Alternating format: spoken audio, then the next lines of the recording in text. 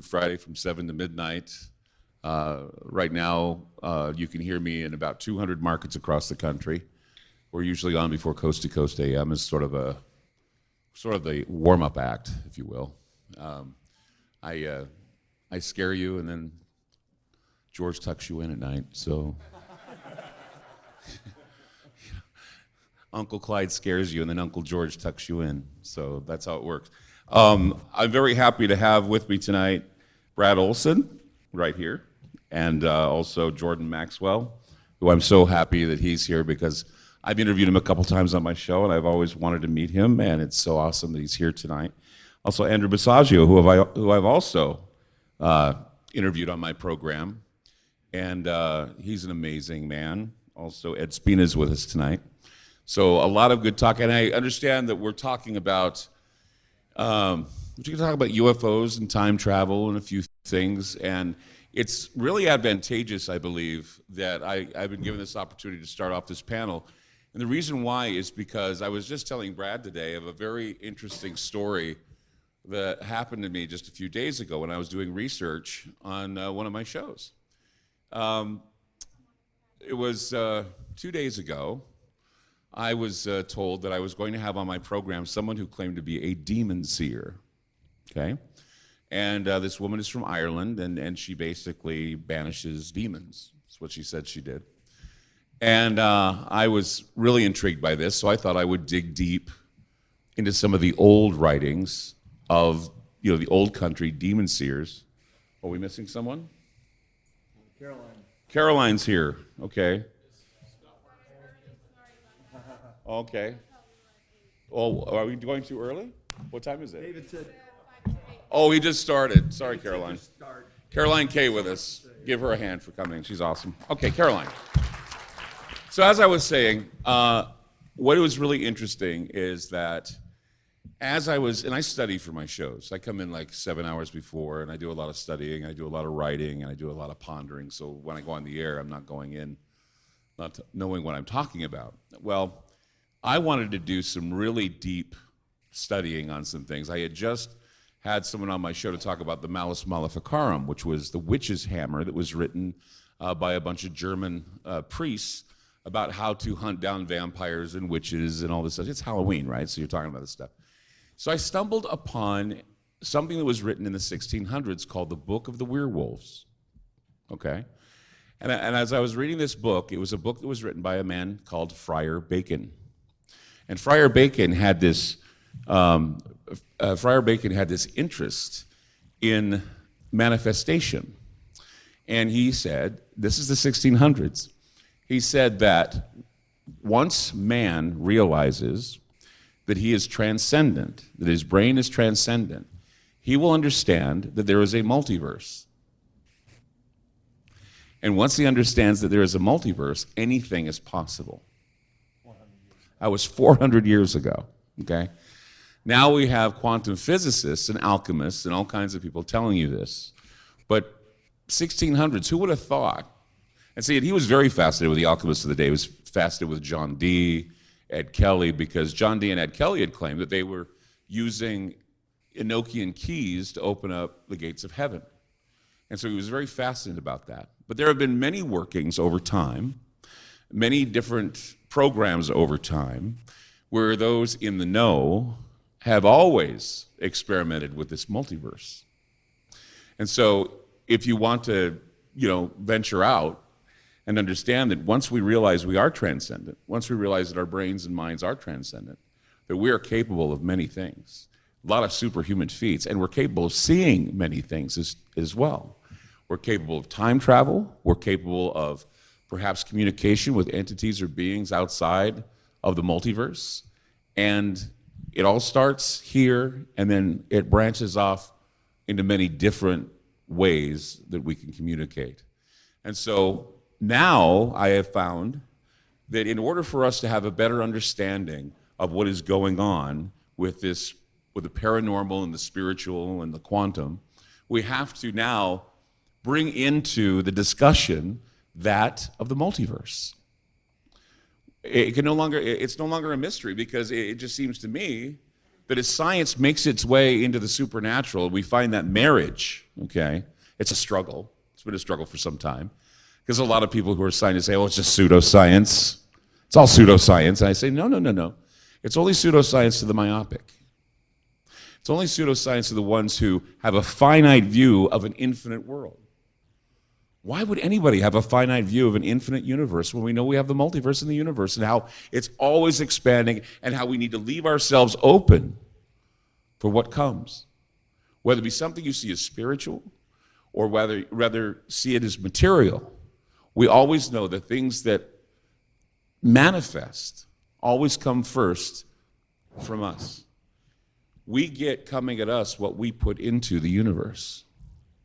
And that is why many of you who are here are either seekers or you're receivers. And it's because you found a way to open your mind to the multiverse. Isn't that awesome? That is awesome. And on our panel, we have other guys here that have they have opened their minds to the multiverse, and they are very eloquent. And I could talk about this all night long, but what I want to do is I want to, start with, having, Brad start the discussion. We go down to Jordan. They can give their ideas. And then we have one big discussion with all of us. So now, Brad Olsen, give him a hand, and we'll just move down the way. Thank you, Clyde. Thank you, everybody, for being here. We had to wait until it got dark so we could allow a few ETs into the multiverse to watch us. And yeah, if you have eyes to see, they're here too. Science tells us that we now live in a world of 13 dimensions. And those dimensions are braided and interwoven right into this reality. We're so locked into this third dimensional reality where things are very hard, but actually they're very hollow. And if you look at the atomic structure of these solid items, you'll see that that's mostly empty space. So everything that we think we see, like the Indians call it Maya, is really like this illusion of this reality we live in. And you could also make a case that we live in a holographic type universe. So it's getting more expanded on this theme of the multiverse. And when we're talking about so many dimensions, just about everything comes into play. All the leprechauns and all the creatures from old lore could have been multidimensional creatures. And some of you caught a little discussion Andy and Clyde and I were having about Bigfoot and other entities perhaps phasing into our reality and phasing out. And I would also propose that this is quite possibly, how the aliens can make themselves seen and then disappear. And there are many reports of aliens just walking right through walls. And this is so inexplicable to the human mind to try to comprehend this. But as Clyde said, it's all starting to come out, and we're starting to really see that this is the new reality, the new normal. Thank you. Jordan Maxwell, do you have any comments? Thank you for all being here. I have had my own experiences with other world things that were supposedly gone for millions of years, but I have seen them with my own eyes. I've seen pterodactyls. I saw 6 of them. They're supposedly gone for millions of years ago, but I've got news for you. I think we're living in parallel universes or something because I've seen them. I had a dear friend who passed away about 10 years ago. At the time I was with him, he was like 95 years old, had been a military guy in the Navy, and is an old man at 95 years old, and he's telling me about an experience that he had when he was in the Navy, and he was a flight commander, and he had about 6 or 7 other planes following him through the Bermuda Triangle. And he said he told his co-pilot to take over, and he was going back to the back room to have a smoke. And so he said, I went back to the back bathroom on my plane, of which he was the captain. And he said, I went in the bathroom, and when I came out, I was in a different plane, totally. And he said, and the guys saw me, and they wanted to know, who are you, and where did you come from? And he said, I'm Navy. You see it? And he said, it don't matter. You're not supposed to be on this plane. And so he said that some of the guys took him up to the captain of the plane and said, we found him in the bathroom, right? And now the captain is threatening him, saying, we're going to have you arrested when we get back to port. And this is an old 95-year-old man. There's nothing to gain by this story, but he was telling me. And so he said, I went back into the bathroom and stayed for a few moments and came out, and I was back on my own plane. And he said, I don't care what you think about the story. That's what happened to me. And so I know that these things are possible because I've heard other stories, but this one came to mind. And the mere fact that I have seen with my own eyes pterodactyls, a baby dinosaur, I've seen some strange things which are supposedly not part of our civilization today.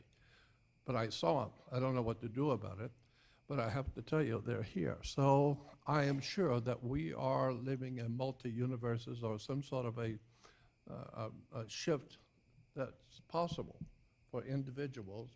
It doesn't happen often, but when it does, it's scary and fascinating. So I'm sure there's a lot more going on.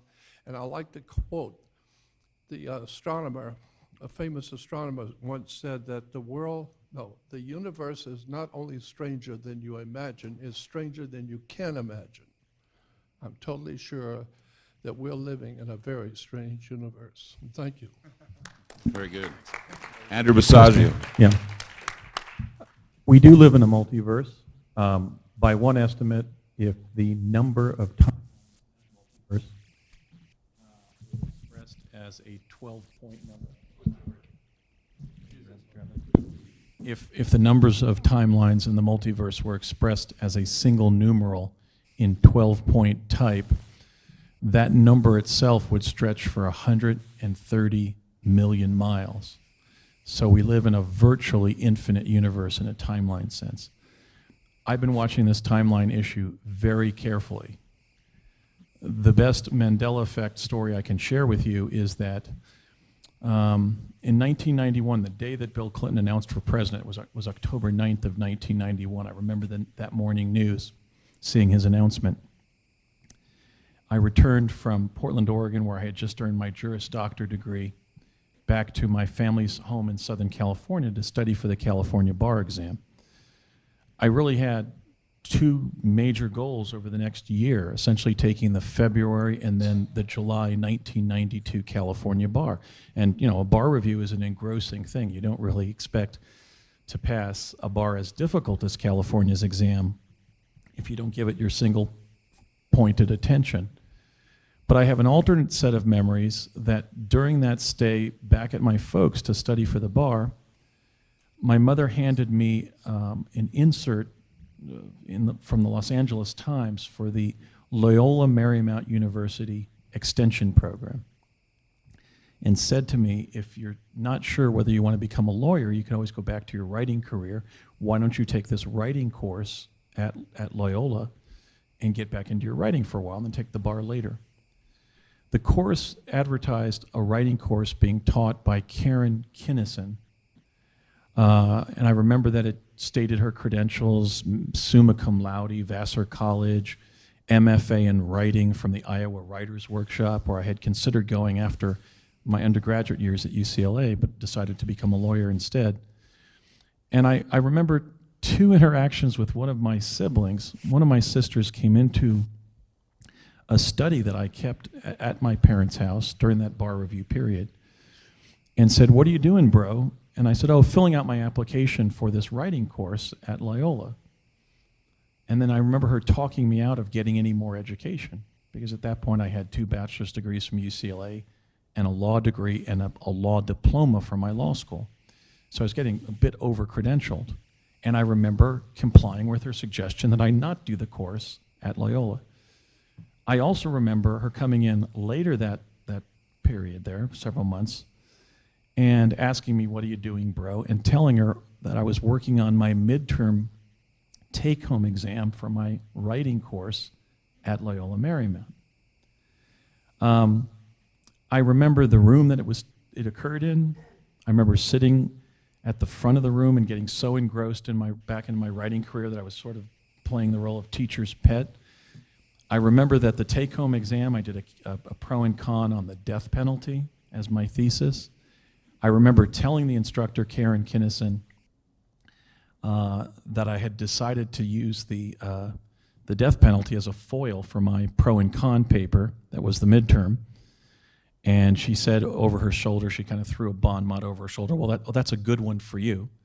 She was kind of interacting with her students in a kind of a devil-may-care kind of way. Well, the problem is that on this timeline, the timeline where I took those 2 bar exams in 1992 and ultimately passed the Washington State Bar, I met Karen Kinnison in 2013. She wrote me, and then we spoke on the phone. She wanted to be a speechwriter for my presidential campaign. She became that, and then my editor, my chief of staff, and then I selected her as my vice presidential running mate by 2016. So in this multiverse that we're living in, there's some kind of profound frequency hopping going on. That is to say, I have memories of taking Karen's course. She confirmed that she was teaching at Loyola at that time period, what the color of the building was, how many students there were, where the windows were, that there was a proscenium stage behind her when she was lecturing, and that indeed she issued a midterm that was a pro and con. And I said, I remember writing mine. It was on the death penalty. The problem is on this timeline, I didn't do that in 1992. I only met Karen virtually 23 years later. Now, there's 2 explanations I have for this and the related Mandela effect, but let me just cite one other example that you can check tonight on YouTube. Ken and Rick Burns' The Civil War, probably the greatest documentary about the U.S. Civil War. They have Sam Waterston as the voice of Abraham Lincoln reciting the entire Gettysburg Address, and yet he recites several words in the Gettysburg Address that I certainly don't remember being the wording. How many people remember that the original Gettysburg Address said that they have thus far so nobly advanced? Does anybody remember that from the Gettysburg Address? Anyway, it's toward the end of the speech. Now, in Ken and Rick Burns' The Civil War, they have Sam Waterston as the voice of Abraham Lincoln saying something that's not even grammatical, which is that they have thus far so nobly carried on. Okay, so the stories that you've heard about passages of Scripture changing, as a Roman Catholic school kid, I clearly remember that the Bible said that when the second world is created after the first world is destroyed and Jesus comes back to reign over it, that the lion shall lay down with the lamb. Well, I've checked. It now says the wolf shall lay down with the lamb. So we not only live in a multiverse, we live in a multiverse where this frequency hopping is occurring. So we're living in very strange times. Just to end out here, I have 2 explanations. I call them the Chamberlain effect and the Hockenberry effect, which are just made-up names. In the Chamberlain effect, I was standing in a Ralph's grocery store in Chatsworth, California in the late 90s and read People's Magazine's obituary for actor Richard Chamberlain. The problem is he's still quite alive, but I had to go into that dimension to read that in People, right? It wasn't a dream, it was an experience. And then also in the late 90s, my mother and I heard the obituary of reporter John Hockenberry, the great news feature writer for NBC News and for NPR on radio, that he had been killed in a car accident outside of Baltimore. Well, John Hockenberry is still quite alive. So I think you either have to go into another dimension, like a skier going down the slalom course, to have the Chamberlain effect, where you physically have to go to where something's written, like in a popular magazine. And I think also that some of this frequency hopping is coming from electromagnetic effects, because that night that we heard John Hockenberry's basically counterfactual obituary on National Public Radio, there was a huge storm over Los Angeles. And when I posted that account of hearing about John's death, even though he's still quite alive, on my time travel group on Facebook, which is called Project Pegasus, 4 people wrote me and said, I also heard John Hockenberry's obituary and then found out he was alive. And they all lived in Los Angeles, California, where that storm had been. So I think sometimes we go into another dimension and have an alternate timeline experience, but I think we also have to be mindful that sometimes information from other dimensions comes into this one. So I think a different set of things are occurring, but we're definitely living in very strange times as a result of the so-called Mandela effect. Caroline K. Hi, I'm a self-described author, speaker, and mystic, Oh, I'm sorry. but I spend most of my time on the astral plane helping people clear themselves of non-physical entities, stresses, sadness, other things that prevent them from connecting with their own higher self. Now, I've had the same kind of experiences as Andy and the other panelists have described, where I remember the lion laying down with the lamb and things like that. But rather than try to figure out what's going on in that thing, I prefer to stay totally focused on the present and help the people to be able to connect with their higher self. So the one thing I can report is from my direct experience, the world is in a better state than it's been for decades, probably centuries. More good things are happening now than you can ever possibly imagine. Unless you're spending your time in this multiverse, but in the higher dimensions of this multiverse. Because what happens on the higher planes eventually manifests in the physical.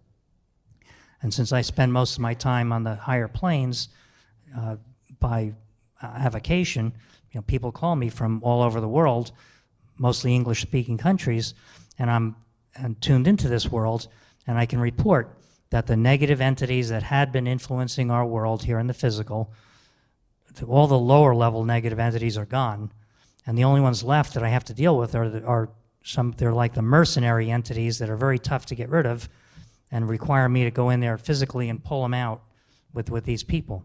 But the good news is they're going out, and all of humanity has a bright future to look forward to, and you'll hear more about this tomorrow in my talk at 6 p.m., but I'm very optimistic about the future of humanity and the future of our planet here. So we have a very bright future to look forward to. Now Caroline. Hi. Same for me. My experiences started at a very young age. I came in contact with one type of intelligence when I was 5 years old, and it was more of a light being type consciousness, and that started off a whole journey of what's out there, and more importantly, how does it really work? Because we started to communicate telepathically, very organically. It was very familiar, very comfortable. And since that time, I started to ask the questions. How did that just happen? What happened to my brain to pick up that information when no one around me could see anything or sense anything? And so because of that, I also realized that I could perceive the subtle energy very clearly, and I could see the space, literally the space between me and those beings. And excuse me, for those who were earlier at my talk, I mentioned that space, which is really the fabric of space itself, looked like a grid. And it was very well organized. There's no chaos. And I noticed that space, that fabric, that organization, this grid-like formation in the fabric of space was very much coherent with the brain. And if you know how to align the geometry, so to speak, of the brain with the geometry of space itself, then you notice that you're aligning your brain channels all the way to the universe. And so I learned to do that at a very young age, and of course with time, my experiences got stronger and different and more exciting. I started to see different types of beings from, what people talk about, Pleiadians and Arcturians and all those kind of guys, but also different types of energies and intelligences. And when you tap into these beings organically, spontaneously, you don't need a business card to know who they are. You just know. Something happens between you and in that interaction that is very organic, where you recognize, I want to say, the quantum signature of that person, if that makes sense, of that being. And so because of that, I realized that there's a whole range of intelligent life that I literally came in contact with since I was 5. I mean, and it's way beyond the gray and the reptilian, trust me. And, and so also because of that, I saw that they were coming from different parts of the universe and the multiverse in different ways. So sometimes that teaches me to eat tons of onion for dinner. I noticed that some of them were communicating with me or appearing to be right there in the room when actually they were not, because they were using this grid structure, this fabric of space in a way that was different than different types of beings that were actually materializing. So there's a whole range of ways to maneuver through this grid-like space between the physical planet where we are and all of the other planets in the different dimensions. So that's why I realized that there is a way actually to train ourselves to tap into this organization that goes beyond, like I said, our physical body. We're meant to tap into all of these dimensions thanks to these grid lines and grid formations that go all the way from here to the universe and the multiverse. And so I feel that those direct experiences that I had since I was a child opened me up to the possibility, not only that we're not alone, of course, but also that it's not only one way. It's not that, oh, you know, we can get to Mars in this way, or we teleport in that way.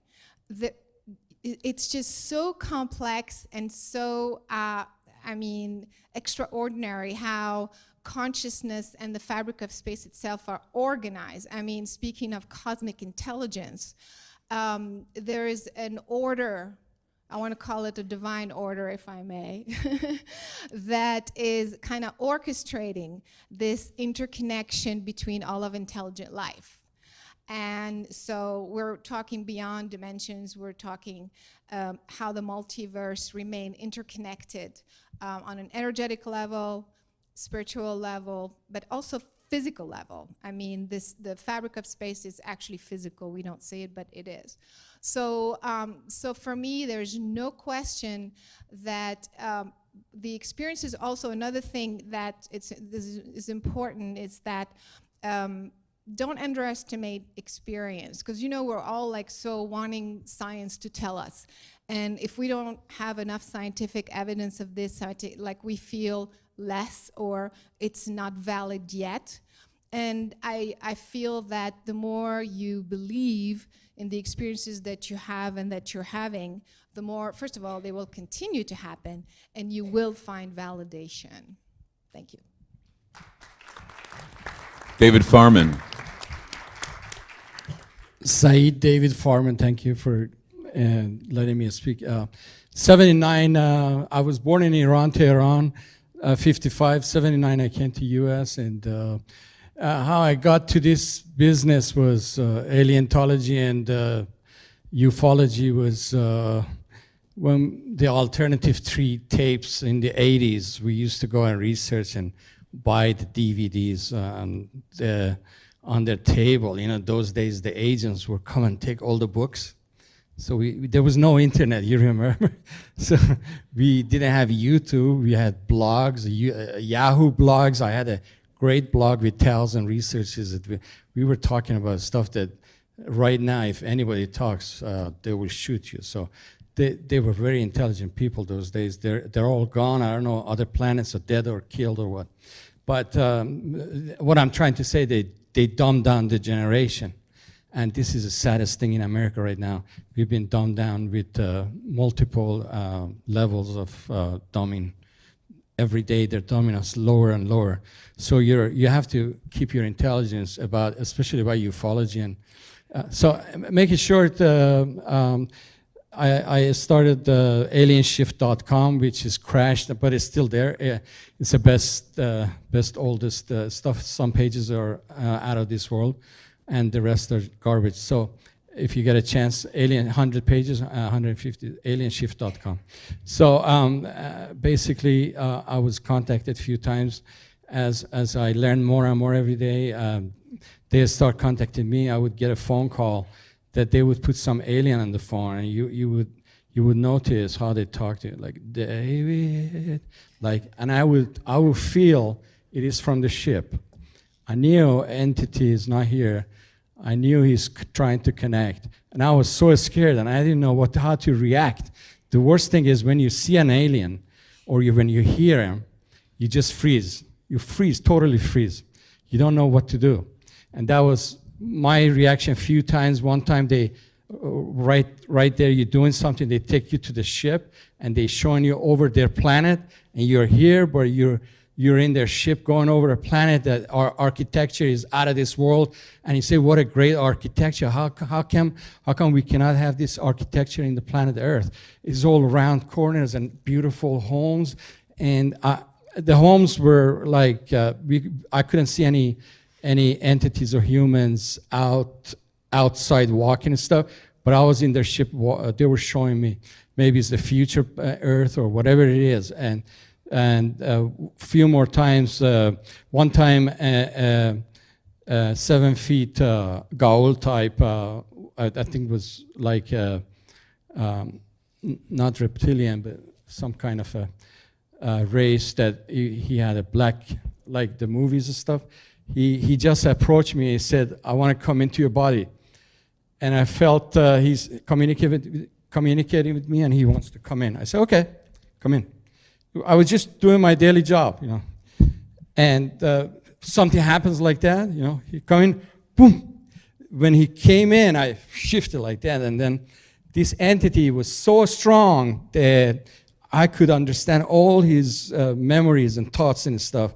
And how strong, how can an alien be so strong that humans cannot be? I was overwhelmed by his strength, and then I felt that he likes to eat and drink a liquid which humans have around here.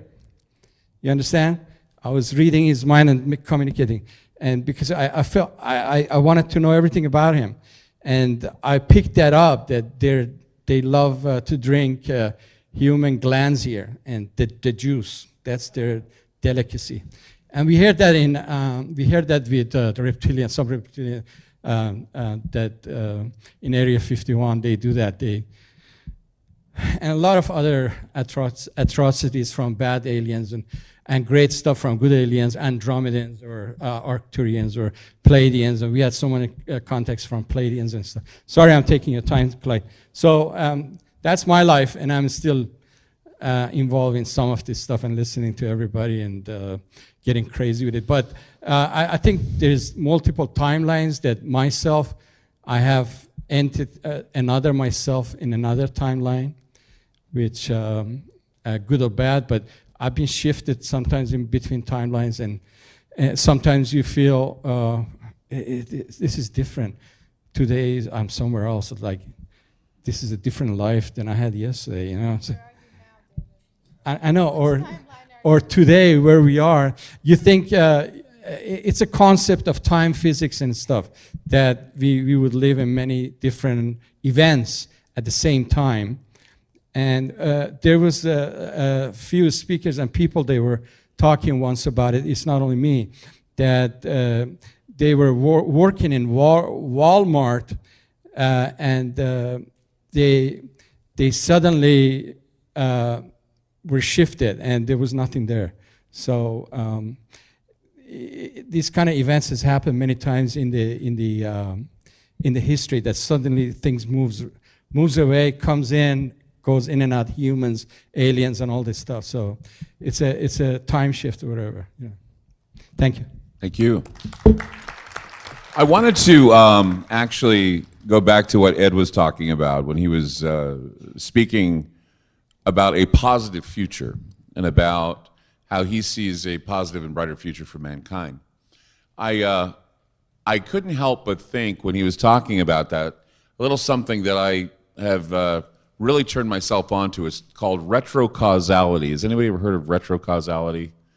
Okay, you guys have heard of retrocausality, or the idea that there's always cause and effect. We are people who see cause and effect, but how many of us are noticing now we're seeing effect before the cause? Okay, we hear about things like the revelation of the method. We hear things like predictive programming. We hear things called force structuring. Force structuring and approximation and retrocausality are very real things, and I think that would be a good jump-off point to speak of how things like the Mandela effect and other things like this are, in a way, a massive psyop. It's a psychological operation to give us a picture of a future that we see the effects of that when we go to the movies, when we read books, when we read science fiction, we hear about the dystopian future all the time. We have that pumped into our heads. And if you go back and you think about how many times you've seen in movies, and they've been pointing this out to you, like, for example, on The Simpsons, you see Donald Trump going down the escalator, and he was president of the United States like many months before he became president of the United States. Or you're seeing 9/11 pop up in a number of TV shows or movies. In fact, The Lone Gunman comes to mind, where just 6 months prior to the 9/11 attacks, the Lone Gunman TV show, which was a spinoff of the X-Files, the plot was a group of terrorists were remote control were going to slam planes into, or a plane into the World Trade Center. And there are several other movies where they talk about some terrorist attack that may happen on the World Trade Center. This was like 6-7 years before.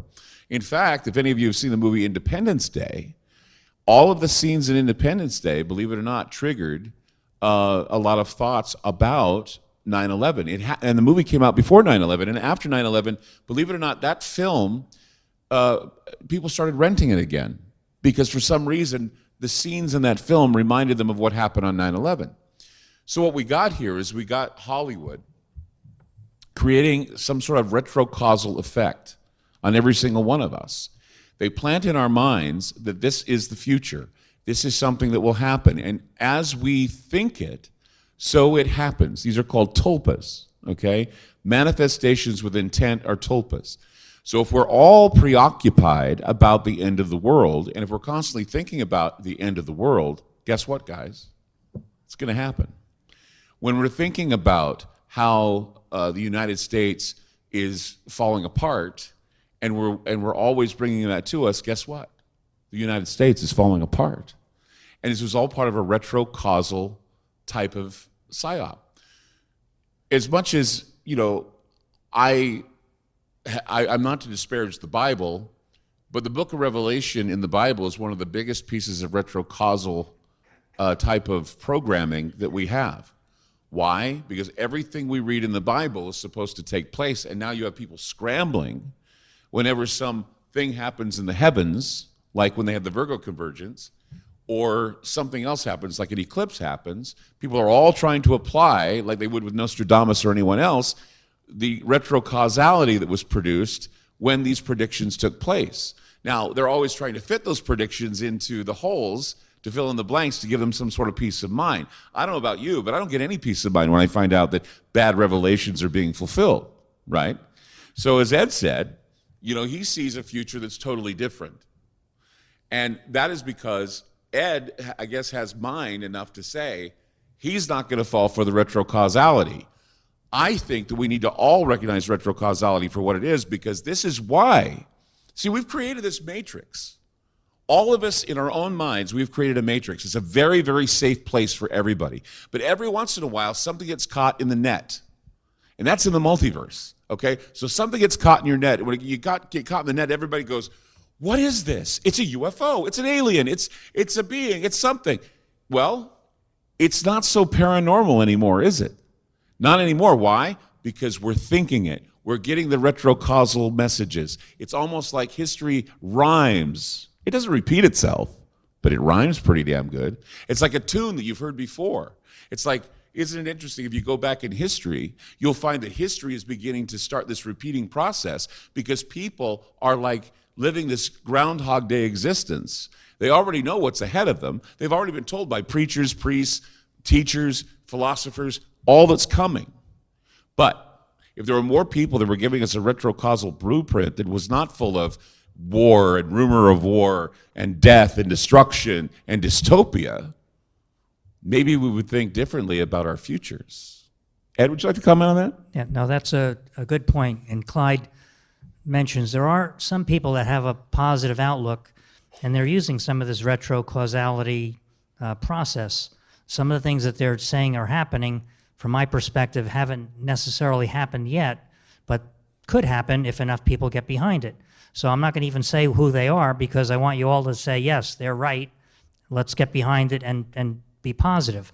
But from my perspective, when I'm telling you these things, I'm telling you these things from my own direct experience. It's not retrocausality. It's not trying to give you a positive spin on things so that you think positively and make it happen. I'm telling you, what happens on the higher planes eventually manifests on the lower planes. We all know that's a fundamental But wouldn't you principle. agree that if one of the dimensions in the multiverse collapses, we would probably end up standing a chance of collapsing ourselves? Because it's intertwining, right? When you say that it's every dimension and every multiverse that we live in, there are several other people out there that are rooting for our success, and we should be rooting for their success, correct? You think? For sure. I mean, we have many helpers on the higher planes that are rooting for our success. But I know from my own direct experience, there are people that are on the negative side that have been trying to enslave humanity, and they've spoken to me. It's already been almost 5 years, October, it's 5 years now, where they basically acknowledged, even with all their advanced technologies, looking forward into the future, with their looking glass technologies and that, they know there's no timeline where they win. And they've said this to me. They've admitted it to me. And I said, okay, fine. Well, why don't you just back off and let everything manifest nicely and have a smooth transition? And they don't have a good answer for that. But it goes back to that story of the scorpion asking the turtle, hey, can you help me cross this river? And the turtle crawls into a shell and says, well, I'm not going to do that, because if I were to help you across the river, you might sting me and kill me. He goes, well, why would I do that? If I were to sting you, we'd both drown. Okay, that makes sense. Okay, go ahead. Get on my back. Get on my shell. And he starts across the river, and all of a sudden he feels a sting in his neck. He goes, what are you doing? You know we are both going to drown now. He goes, I know, but it's just my nature. And that's their nature, is they just, even though they know there's no possible future where they win, they just keep on fighting. And at the same time, from an even higher perspective, what you come to understand is by introducing all this negativity and dissonance, it's giving every person on earth, even the people here who are in general much more aware of what's going on in the world, and they're not taking in by any of the false flags, even in this particular city. So you're more advanced, but every single person is going to have a chance to make a choice. And so in some sense, the reason everything's been dragged out longer than it needs to be, from 5 years ago, and they said, we have no chance of winning, okay, let's just do it. They don't do that. It's their nature to fight. But the other side is it's giving every person who's half asleep, they're still watching football, drinking beer, and wondering, what changed? Wait, something's different. Well, wake up. You have to make a choice now. Do you want to be in service to others? Do you want to be in service to self? You got to, and when your job disappears, when all these negative things happen to you, this negativity is introduced in you so that you have a chance to make a decision to help the world, to do something that's positive for the world. And I've already seen what's going to happen, and it's not so much that I'm looking into the future to see what the possibilities are. It's I'm looking because what's on the higher plane, all those negative entities that used to influence things and used to hide what was going on Earth, they're gone. That's part of what I do. I get rid of them. And other people like me get rid of them. And so all that is hidden will be revealed. It's happening right now. You can see it before your eyes. I just have maybe a little bit of an insight because that's what I spend 8 hours a day on that plane, not here on the physical plane looking at the mundane things that are happening. But I can tell you that's what's happening on the higher plane will manifest in the physical, and that's why I'm so optimistic about the world's future. I wanted to ask Jordan Maxwell, you're a historian. You've got a lot of historical background. You know a lot of things about words and about the background of how we are and how we've ended up. You know, a lot of the retrocausality I'm seeing is also part and parcel of a narrative that's been hijacked literally by a media, a corporate media.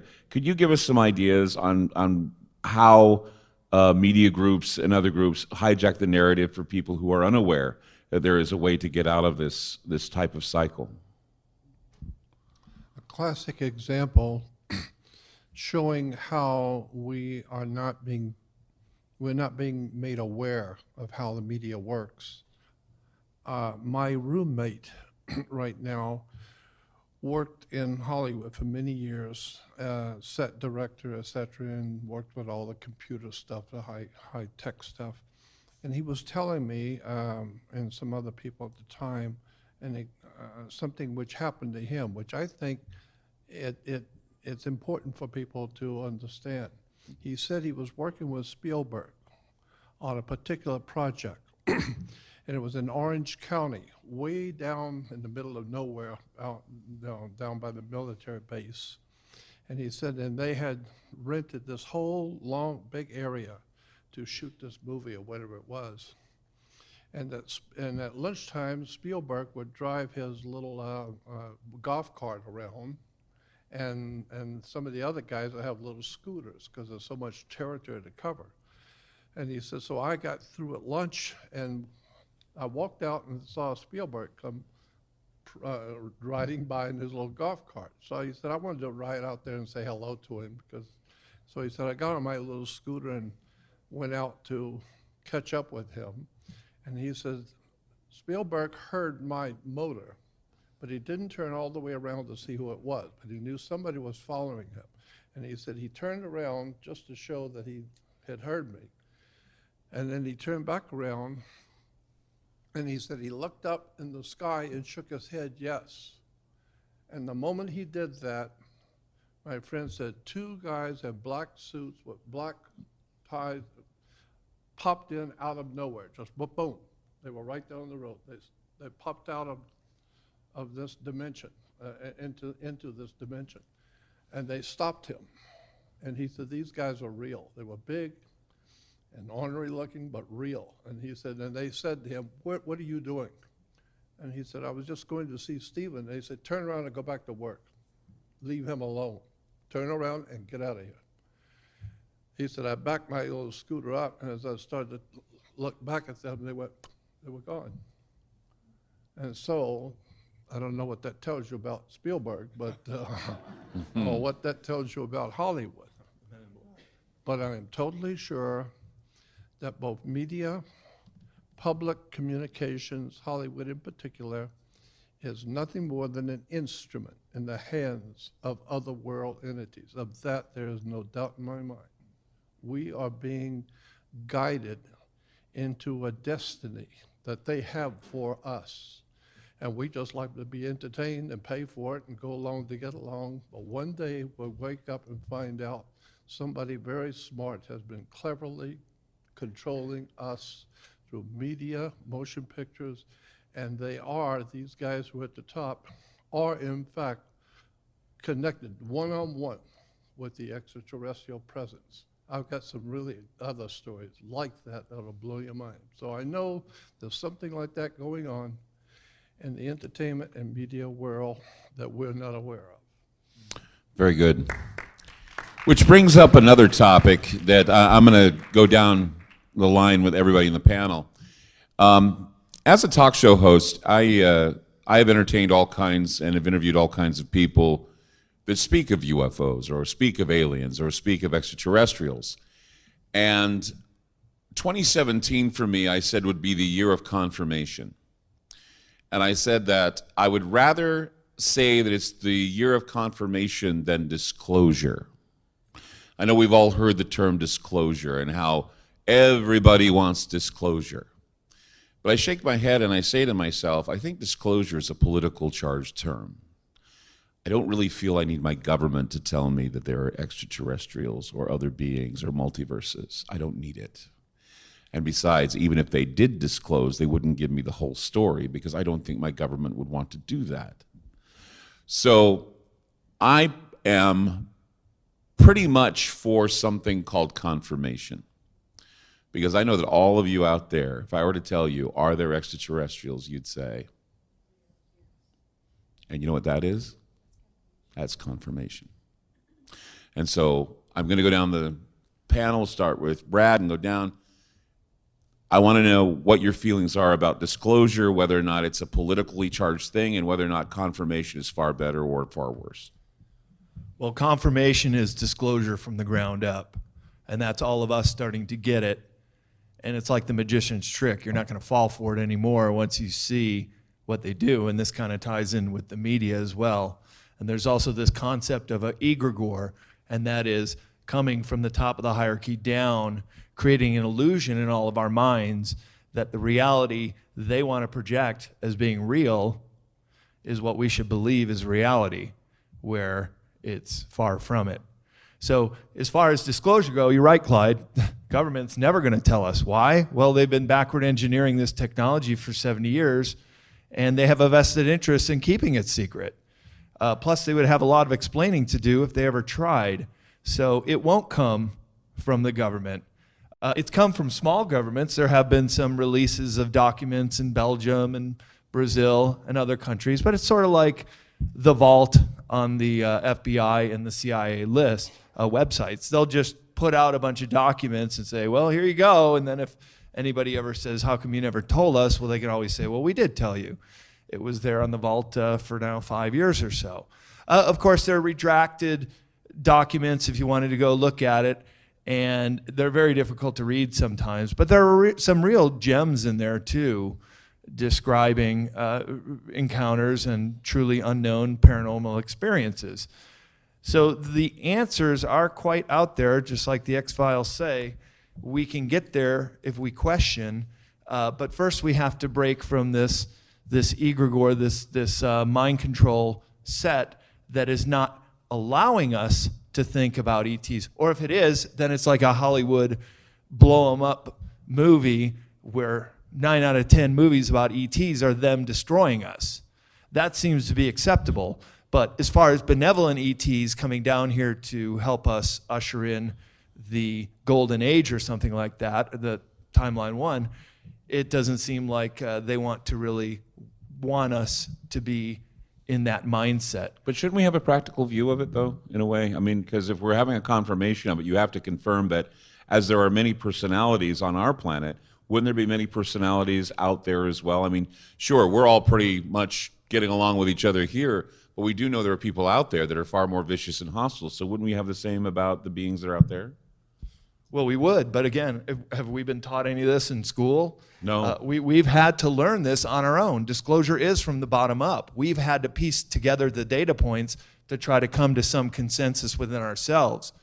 And again, the projection of aliens are that they're bad and we should be afraid of them. And this also ties into the Archon network, that in the fourth dimension, there are these tricksters called the Jinn and many other names throughout history that have been doing things to us on a psychic level from the fourth dimension in which we really can't compete because we're so locked here in this third dimensional reality. It's hard for us to imagine that there could be a swarming universe of entities in this room right here, right now, but we can't see it because we're in this narrow range of vision and hearing that is the human experience.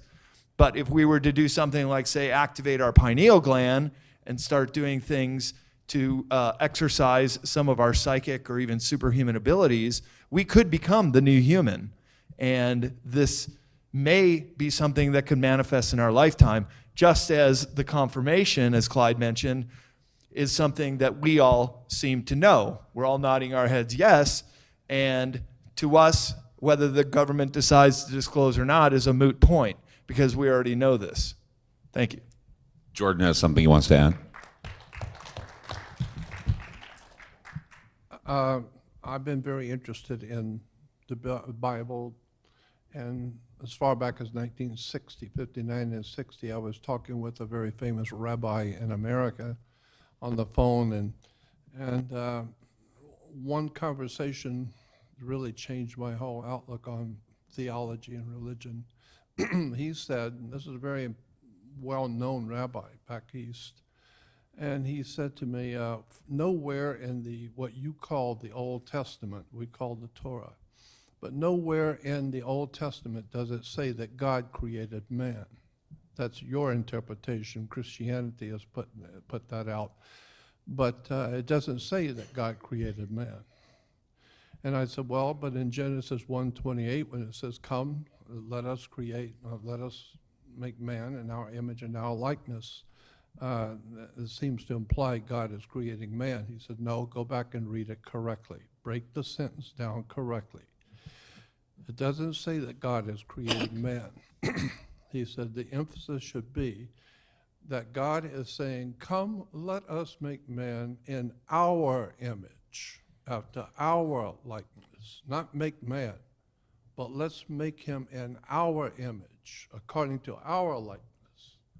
Therefore, as the rabbi said, evolution is not the subject you need to look at.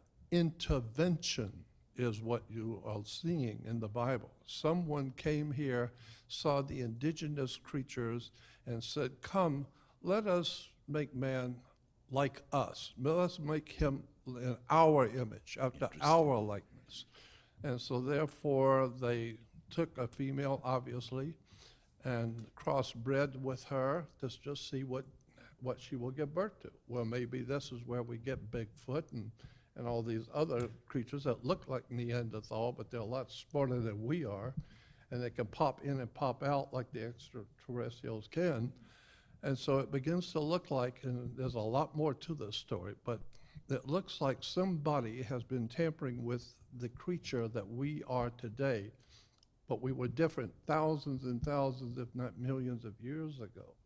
And I believe, there's no doubt in my mind, that highly intelligent life forms, far smarter than we are today, have been on this earth for hundreds of millions, if not a billion years or more, because we're finding out-of-place artifacts in strata of the earth, which is 3.5 billion years old. They just changed the fossil record. Did you hear about that? They found what is known as a ghost species that it mated with Homo sapien.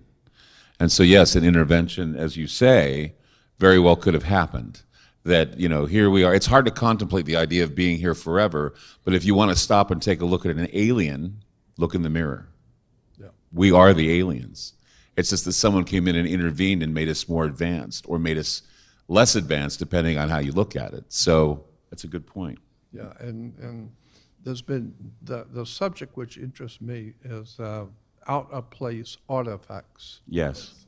Because when you look things that don't belong. Yeah, when you start finding things which make no sense whatsoever, like in the Urals in Russia, some of the scientists working for the Russian government were sent out, way out into the hitherlands to do some research on what minerals that they were out there and all kinds of research for the Russian government, but it was out in the middle of nowhere. And they came across little golden, they thought there was like, they had discovered gold, little chips of gold. And so they scooped them all up as best they could and put them in a container and brought them back. When they photographed them and blew them up, they were profoundly brilliant computer parts, gold computer parts, and they're all connected intricately and well intelligently put together out in the middle of nowhere in Russia. They are finding computer parts, and the scientists said that they estimated to be like 400,000 years old. Wow. So somebody here was creating computer parts 400,000 years ago. So as much as we think we know today, we haven't even begun to scrape the surface of our real and point of fact, factual existence. Where did we come from? Wow. And so, Andrew, you know, this handoff here has got me very, very intrigued by what you were going to say, because you're Mr. Time and Mr. Space. So give us the time and space ratio here. Okay, just give me the time to do it. I may go long, but no. I think I'm the first avowed U.S. time traveler and ET contactee to run for president, and I'm proud of it. And my commitment to the truth is unabashed. That's why I shared it. When I think back why or how my ET contacts started, I think they began 9 years before my birth, when several months after the famous July 1952 overflight of our nation's capital by, 9 extraterrestrial craft clocked at traveling at 7,000 miles per hour by Langley Air Force Base in Virginia. My father was contacted by the Air Force at work. He was working for Okanite Company in Paramus, New Jersey, designing linoleum floor tile or some commonplace function.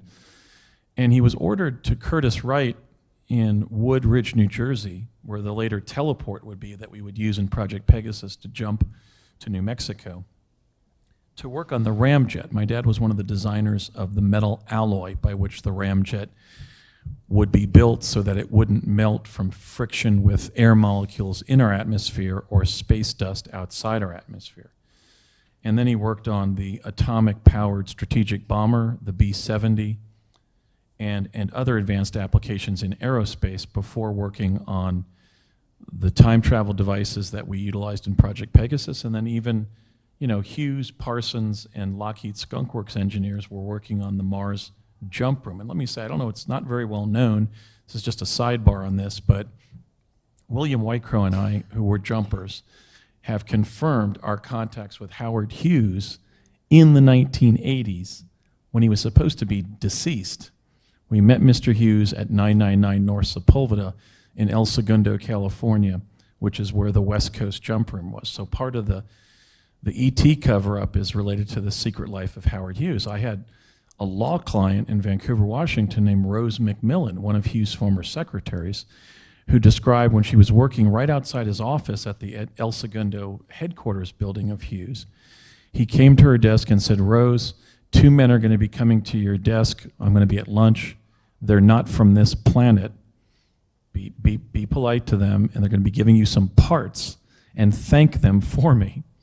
Okay, so I don't know whether I got tied up in ET contact as a child because I was the progeny of an aerospace engineer who was deeply involved in some of these projects, or my own time travel experiences. But I've been quite open about the fact that in childhood I had periodic contact, rather regular contact, with the small grays, a gray-like, blue-skinned ET race, virtually identical with the grays, but they clearly had blue skin, which is curious in light of Cory Good's discussion of the blue avians.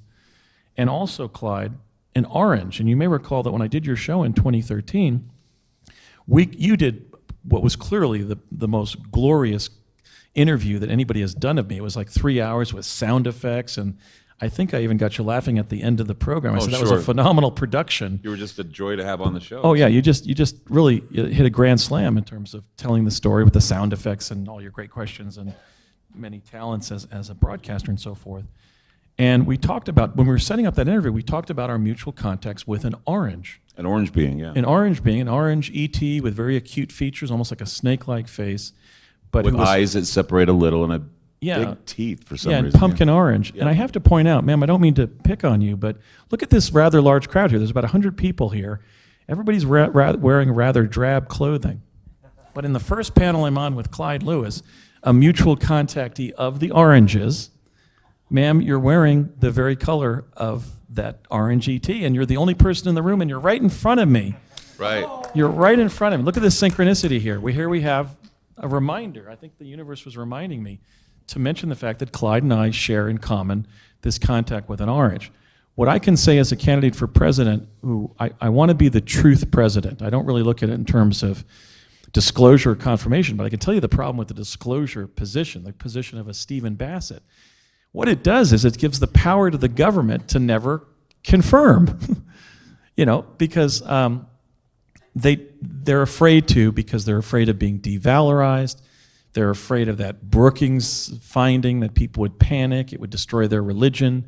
The example of the Mercury Theater broadcast by Orson Welles in 1938, where people were jumping off of bridges in New Jersey because they had been legitimately convinced that we were being invaded by Martians and so forth. So I'm dedicated to confirmation, and I've even said to Steve, who's been all over ufology and exopolitics, wrongfully accusing me of being a CIA agent. I'm not a CIA agent. I'm a CIA whistleblower. Okay? I was working for the CIA for free through no choice of my own for 4 years in childhood and my 4 years in college. And so I'm not doing the bidding of the CIA. I've been roundly castigating the CIA for violating the 13th Amendment by conscripting us into these defense projects and then not even paying us, much less remaining in communication with us and everything. But I would say that, I've discussed this with Steve Bassett, and that is that when people who have worked for the government come forward and speak credibly about what they've done for the government, that is essentially government disclosure. We don't really have we may have a permanent secret government as articulated by some, but people come in and out of government. People just like us who are ordinary Americans serve in different positions in the executive branch, in the military, in the intelligence community. So the accounts of, for example, myself and my fellow teleportees, my fellow Mars jumpers, are a form of government disclosure. But the Steve Bassett contingent doesn't want to hear it. In fact, he was defaming me because they want to keep alive that potential to lobby the government to reveal what the government knows, but the people who've worked for the government are all over the place. I mean, I confirmed the accounts of two Mars whistleblowers who came before me, Michael C. Relf and Arthur Neumann, who was pseudonymously the Henry Deacon informant of Bill Ryan and Kerry Cassidy at Project Camelot.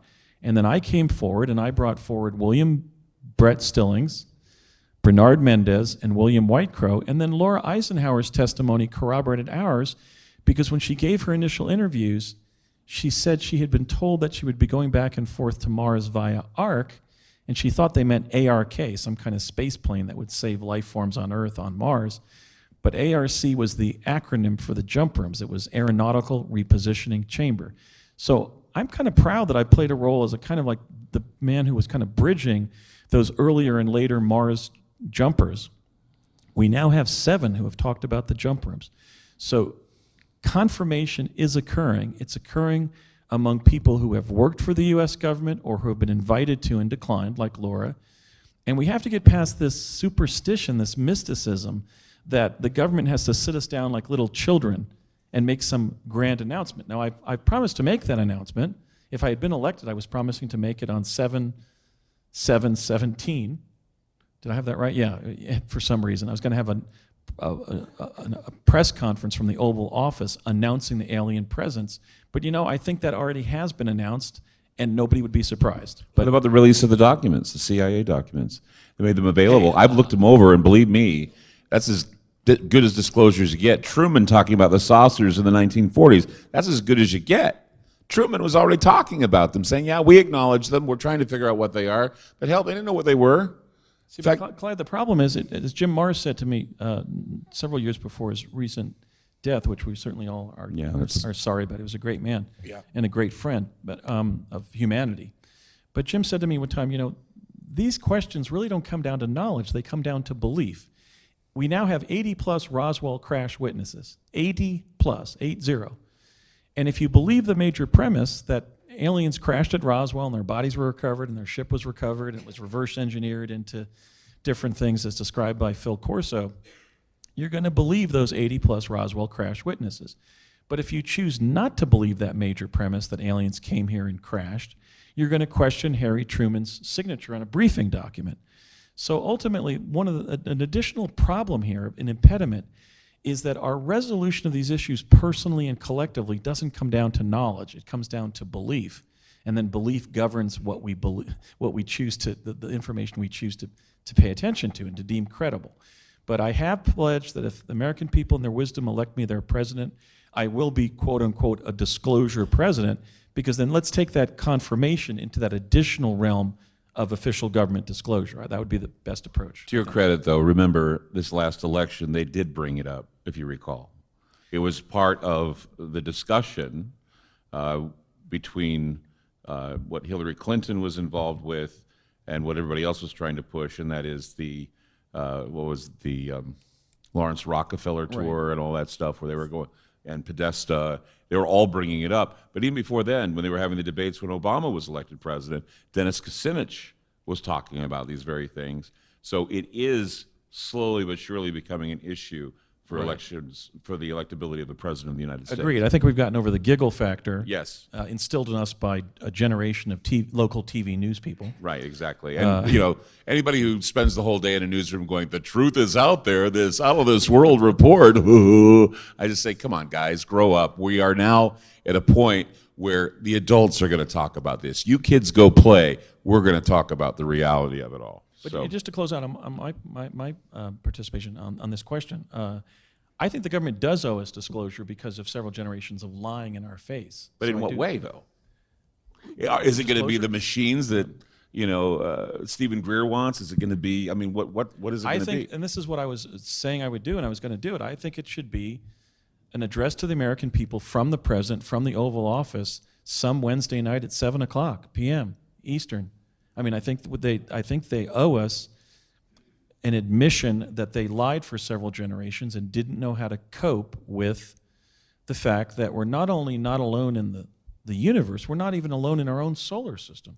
I mean, that's been a major thrust of my work, is just simply revealing that Mars is inhabited with several types of humanoids. What about the area in the Jovian system? There's Saturn and Jupiter. All those areas are Right, to huge. include. People don't even know how huge they are, and yet we're saying, why is it they come all these light years just to whatever?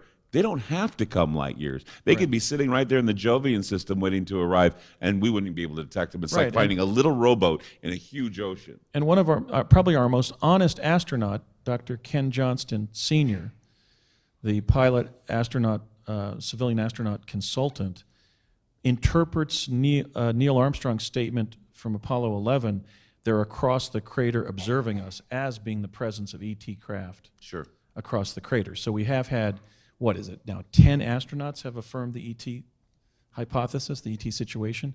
So I think gradually a cultural thawing is occurring. But I support the validity of confirmation by people like myself, by scholars, by experiencers. But I also am holding out for official disclosure from the government because I think we're owed it, quite frankly.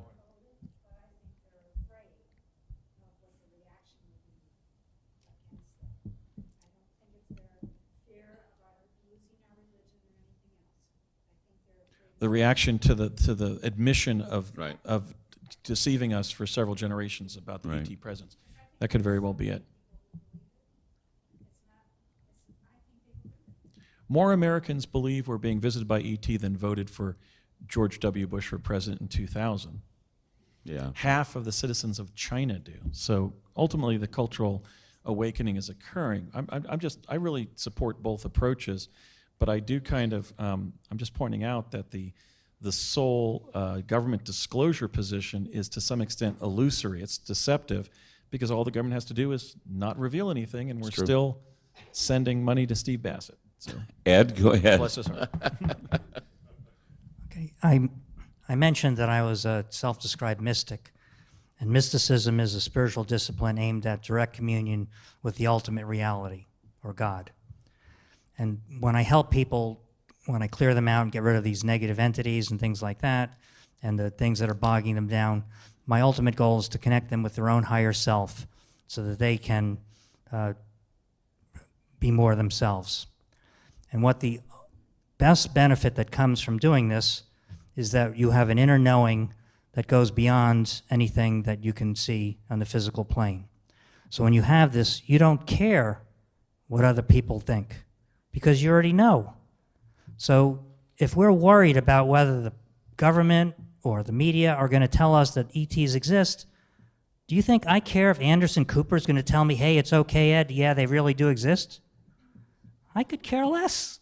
What could be more trivial than have some, person who Jordan just pointed out is a member of a negative cabal that's deliberately trying to keep you from attaining your full spiritual heritage. So the question, this whole disclosure question is not. I mean, I work with these people, with these beings all the time. Just in the last few weeks, I have beings that come in and help me in minute or two take away all of a person's sadness, grief, trauma, way faster than I can do it myself. and they've only came to me in the last 3 weeks, and it makes my job much easier. So I don't need disclosure. I don't need anyone to tell me whether these beings exist or not. I work with them every day. And it's not that I work with them like I'm one of these airy-fairy, oh, let's light a candle, everything will be okay. I was a scientist. I was a mathematician, computer scientist. I'm very logical. I went to business school at the University of Chicago. It's one of the finest business schools in the world. I'm very logical. I can easily fit into the 3D world and be very productive in that world. But the world, the future, is working in the 5D world, like David is promoting here. This is the future, and this is where we should all be. And the best way to do it is connect with your own higher self. Do that, and you don't need. It comes back to what Arthur Schopenhauer, the philosopher, said. And I'm going to paraphrase because I don't have this quote down perfectly. But it's like first, any new idea is met with indifference, or they ignore it. Then it's met with vehement, antipathy, and then they accept it as a common wisdom. So it's the same thing's going to happen with this disclosure. It's like we already know, the people that are on the cutting edge already know this, ETs and other people from other star systems exist, and they're working with us and helping us. The negative ones are being shuffled out. The world is going to be better than ever before. So it's going to be met with comment, oh yeah, we always knew that. That's the way it is. So we don't need to worry about disclosure, confirmation, anything like that. All you need to do is connect with your own higher self and have the direct experience to know this is how the world is. And when you do that, nothing else matters. Good job. Caroline. I couldn't have said it better. I mean, seriously. Because I think we're programmed to wait for someone outside ourselves to validate who we are. And it's very sad. And like I said, for me, it started at a very young age, having a direct experience. Nobody could tell me, no, you didn't have the experience. I know I did. And so since my whole lifetime was filled with all sorts of experiences, beings, consciousness, hopping between dimension, universes, whatever. And throughout my life, I've met hundreds of people who had similar experiences. And every time I say, your experience did happen, you don't need anyone else to validate it outside yourself.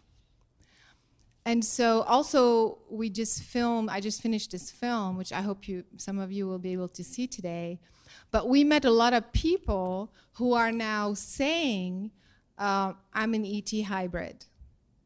I remember where I came from. I'm a walk-in, on camera, on the record, nobody cares, And I think if we all started to just be who we are and just say it as it is, whether it makes sense to other people, the outside world, or not, what difference does it make? So I'm very grateful for what you just said, because I truly believe, I believe this is the key to our freedom, to take back the power and look within ourselves and figure out what makes sense to us, regardless of what the rest of the world thinks. I agree with you on some level that we're owed, we pay taxes and all that good stuff. But even if that were to happen, I think there'll be so many questions like, why now? And what else are they hiding? Is this the whole story? You know what I mean? There's already so much confusion with the whole government-individual relationship that even if that were to happen, I'm not sure it would even be, we would be satisfied with that, But regardless, I think the biggest problem is we're always looking for answers from outside ourselves, like I just said.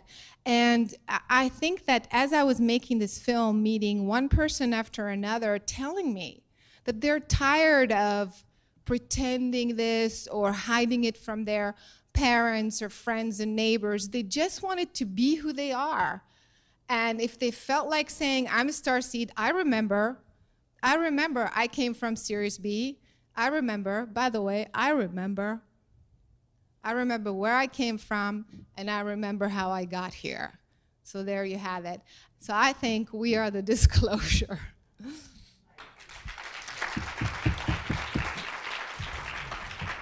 Saeed? It took a few years, and I agree with the government that disclosure should not go forward. And I tell you why. The world is not America. Americans think they're the only ones and they're gods. You go out, there's 7 billion people. They don't care about America. There's nothing about America. This is a huge planet, a lot of different cultures. Larry would know, he's been to Egypt. So if the ETs disclose and they land, then they will start worshiping the ETs in other countries. And we will go backward. Not only that, and a lot of religious people in America, the churches, they will break down and they will pull their guns, and you are the first ones they will shoot. So, and the government will overnight will go underground because they cannot control 300 million people with guns. We got over 50 million guns in this country. So they can't even control Vegas, few shootings with 9 shooters. So this should be handled, split humanity. That's why your Bible says, which came from ET, not the religious stuff. It's all extraterrestrial. Even Prophet Muhammad was contacted with Archangel Gabriel, which his UFO parked in front of the cave every night, and he was contacted, and he gave him the message next 30 years, all about Quran, which they're trying to dim Islam and make it terrorism, which is nothing like that, because we have studied Islam all our life, and we studied Christianity. Nobody is better than me about this religion and stuff. So nothing in Quran says about this ISIS stuff is really secret service they're trying to, or terrorism. There is no terrorism in Islam. Jihad is totally different. It's bringing, Islam is a dynamic religion. You gotta act with your words against anything is not truth, and your writing and your sword in a war, which they attacked Prophet Muhammad for 30 years. And he was defending himself. So it's not about wars and stuff. It's not about killing. Nobody was ever killed in Islam. Islamists, they were defending themselves. That's how the wars started. And anyway, this got out of hand. So the best thing for humanity is a split. When your Bible says 1 out of 3 will be taken, that's the disclosure that 1 out of 3 will be taken to other planets. We will have a better life that way, and let the cockroaches stay here, and they would not, their neurons would not understand what you understand, because they will go crazy. The first thing, they will pull their guns and they will run in the streets and they will start shooting, and the churches will fall and the government will fall. It would be the end of the world. That's what actually Arthur C. Clarke, when he wrote Childhood's End, actually has the same idea you have. He said it would be the end of the world, but in a sense what it would be is both religion and science would fall. Clyde, can I follow up?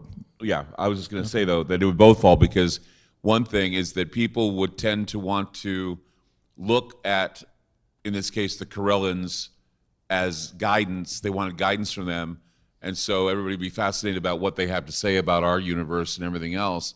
And then science would fail, because everybody want to know where they came from, what they're doing, what their makeup is, and every other science would pale in comparison to the revelation of a walking anthropomorphic, well, in the case of Childhood's End, a walking demon looking like alien, which is kind of bizarre. But go ahead.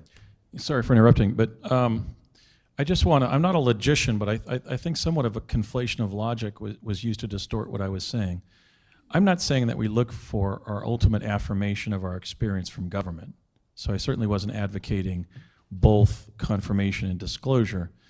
I certainly agree with the comments that that ultimately we're the arbiters of our own experience, and we shouldn't look to government or any authority figure, religion or what have you, to know in our soul what has happened to us. And I think that's one of the reasons why so many people are waking up, because so many people have been involved in the contact experience. I think one estimate indicated that something like 1 billion human beings have been contacted by ETs and interdimensionals.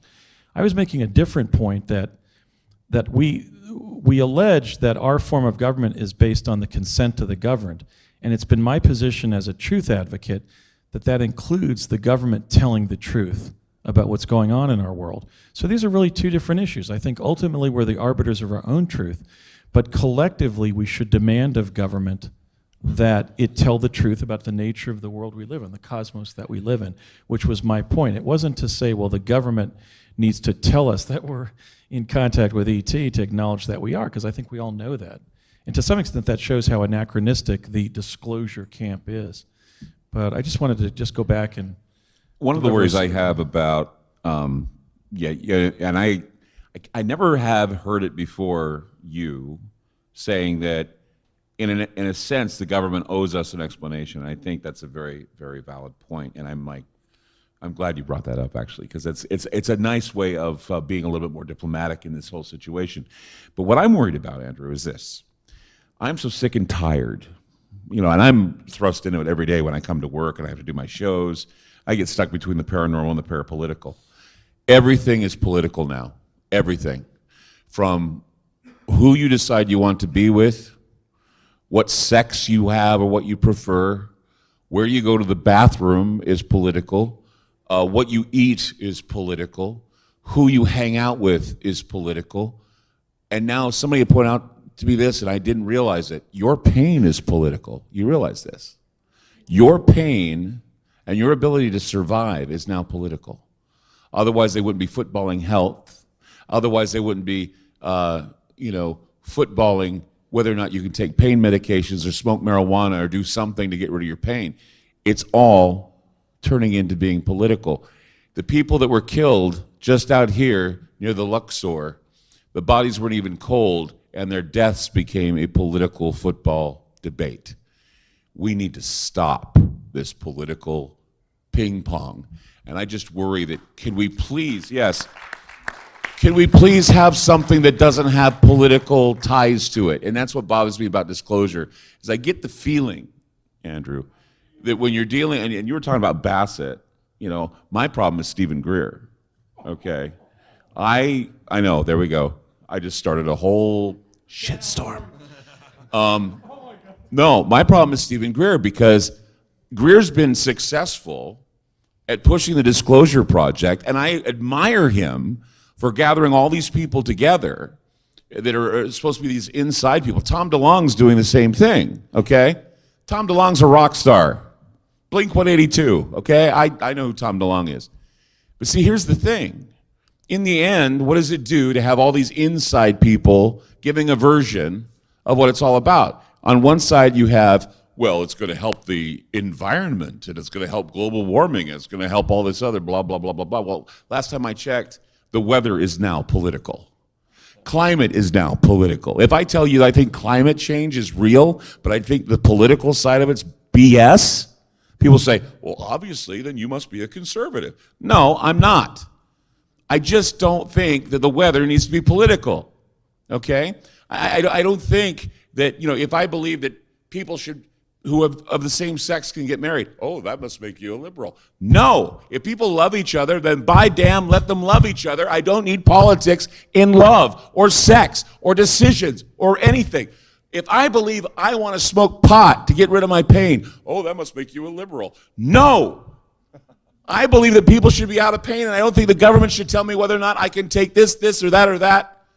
It's insane. So when we talk about, it's insane. So when we talk about in disclosure, and this is why I brought up Stephen Greer, when we're talking about the only reason why we want disclosure is because they have these wondrous machines and these energy sources that will take care of the oil problem. I don't care. I don't care. What I care about is how it's going to affect us all spiritually, how it's going to affect us all mentally, and what we're going to do when we have to face the truth. that everything that we felt the whole time has been validated. Every time I spend money to go see a Star Wars movie or an E.T. movie, I know I'm doing it because I believe it's real. And it doesn't make me a liberal or a conservative to say, I believe it's real. In fact, when I see an I believe poster, I just wanted to say, I want to leave poster because I'm tired of the politics. So that is why I have a problem with disclosure. That is why I have a problem with certain people within the field right now who have lost their ability to be a little bit more on the ground with some humility, for crying out loud, and not use it as a tool to basically sell the latest mummy they find in Chile that may not be real, or the latest whatever, because they know it's going to fill the coffers for some sort of special energy machine that's going to take care of the universe. And Greer and Bassett have demonstrated that as leading lights of the disclosure movement by not just being avowedly hostile towards experiencers, but lying about us. I mean, Bassett. What about Richard Doty? Did you see him in that movie? It's called Unacknowledgeable. No, I didn't actually. Yeah, Richard Doty's in that film, and he was a disinformation agent that dealt with disinformation. And when I wrote Linda Moulton Howe a nice letter about how Doty had set her up, he being the top intelligence officer for the Air Force at the Kirtland Air Force Base, adjacent to Sandia, where the return teleport was from New Mexico back to the East Coast, back when Pegasus was up and running, and said, to Linda, Doty basically shared a set of true facts from Project Pegasus with you, like the fact that they had filmed the crucifixion, and then played it as disinformation to do kind of a double secret, deception against you. She didn't write me back an email. She had me investigated.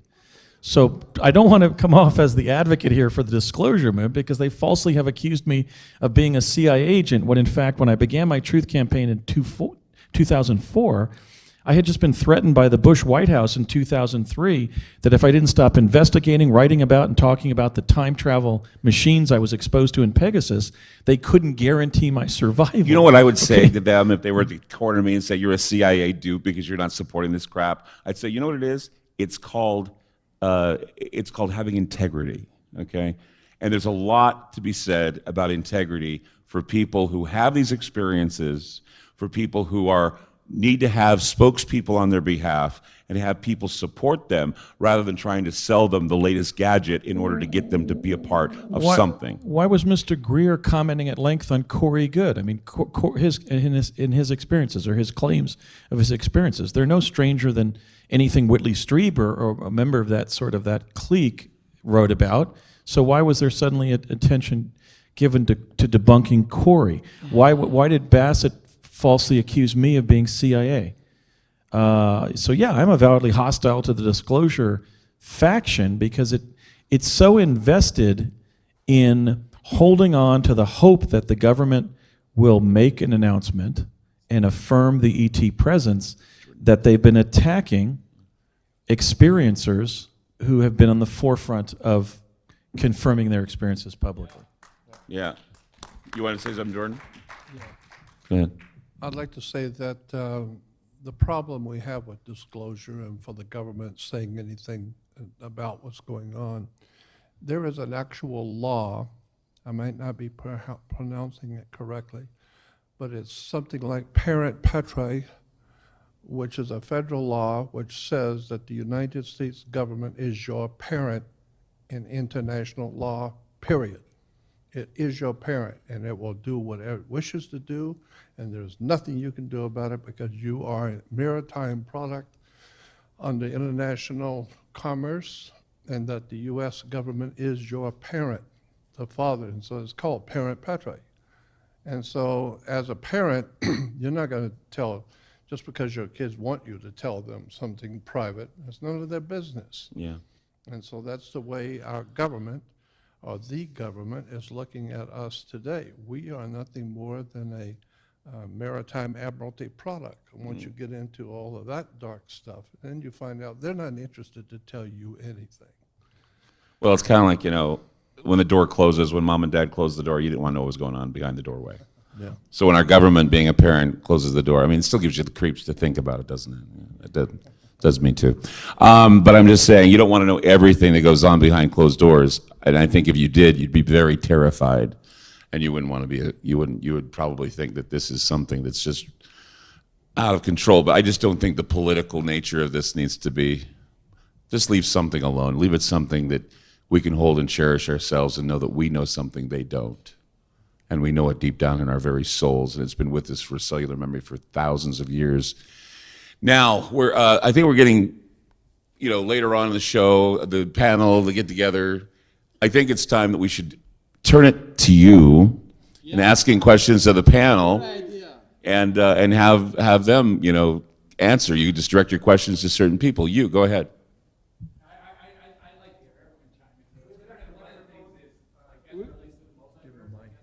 Oh, yeah, can we get a roving mic for him? Just run around, you see somebody, just bring him the microphone.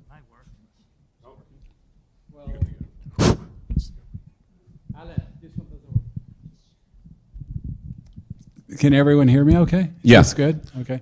So one of the things as I was doing my own research and I came across the concept of the multiverse, and then in kind of theory with, or in alignment with the ability of ourselves to manifest whatever we desire, we're creators, etc., that I kind of came up with this theory where if I decided that I wanted the world to go this way, and like my wife decided she didn't want the world to go this way, let's use that as an example, or a friend or something like that, then if I was powerful enough, I could manifest my own desire, I guess, and it would split the multiverse into another instance, and then me and everybody who thinks kind of like me would go one way, and then everybody who didn't maybe would go another way, or they, so when Andy or Andrew was talking about, the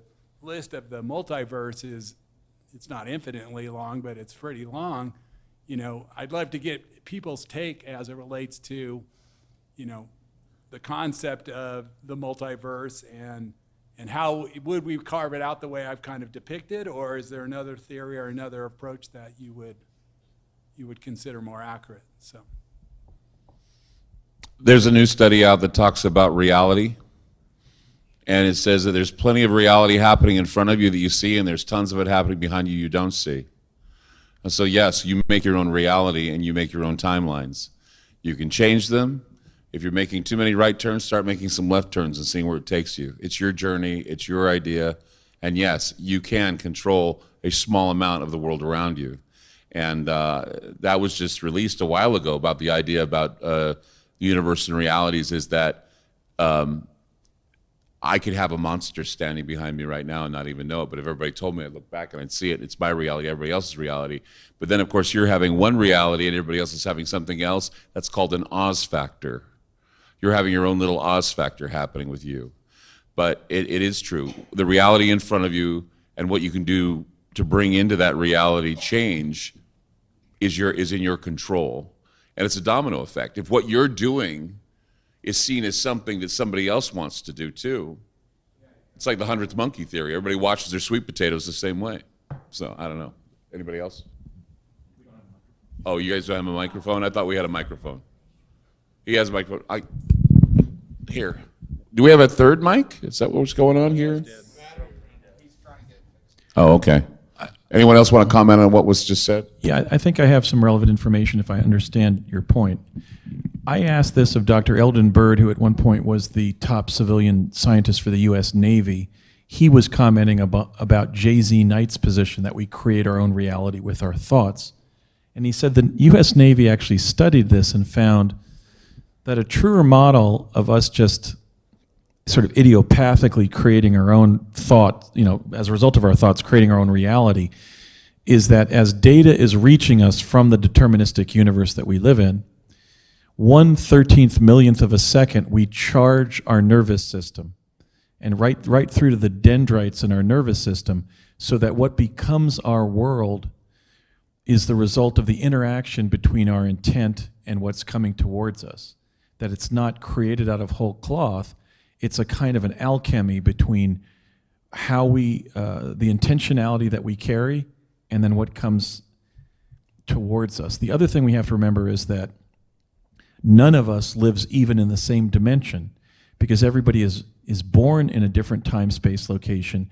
And even when we're having what we think are shared experiences, like let's say 3 friends get together on a college campus and have a conversation, each one of those students is living in their reality and typically will even join the conversation and leave the conversation at different times. So internally, I think, while it's not sort of an argument for the positive thinking of Norman Vincent Peale, it actually falls somewhere between the positive thinking model and then the Jay-Z Knight model that we create our own reality.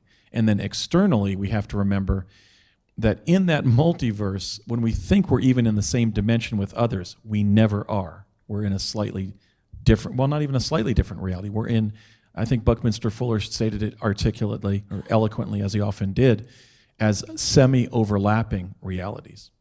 Yeah, overlap. That's right, overlap. Yeah. When you talk about splitting the multiverse, I think that's a misconception. There's only the one thing. There's nothing other than the one thing.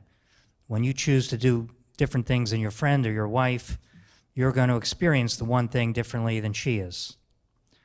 Now, this consensual reality, where it's very relevant, is on the astral plane.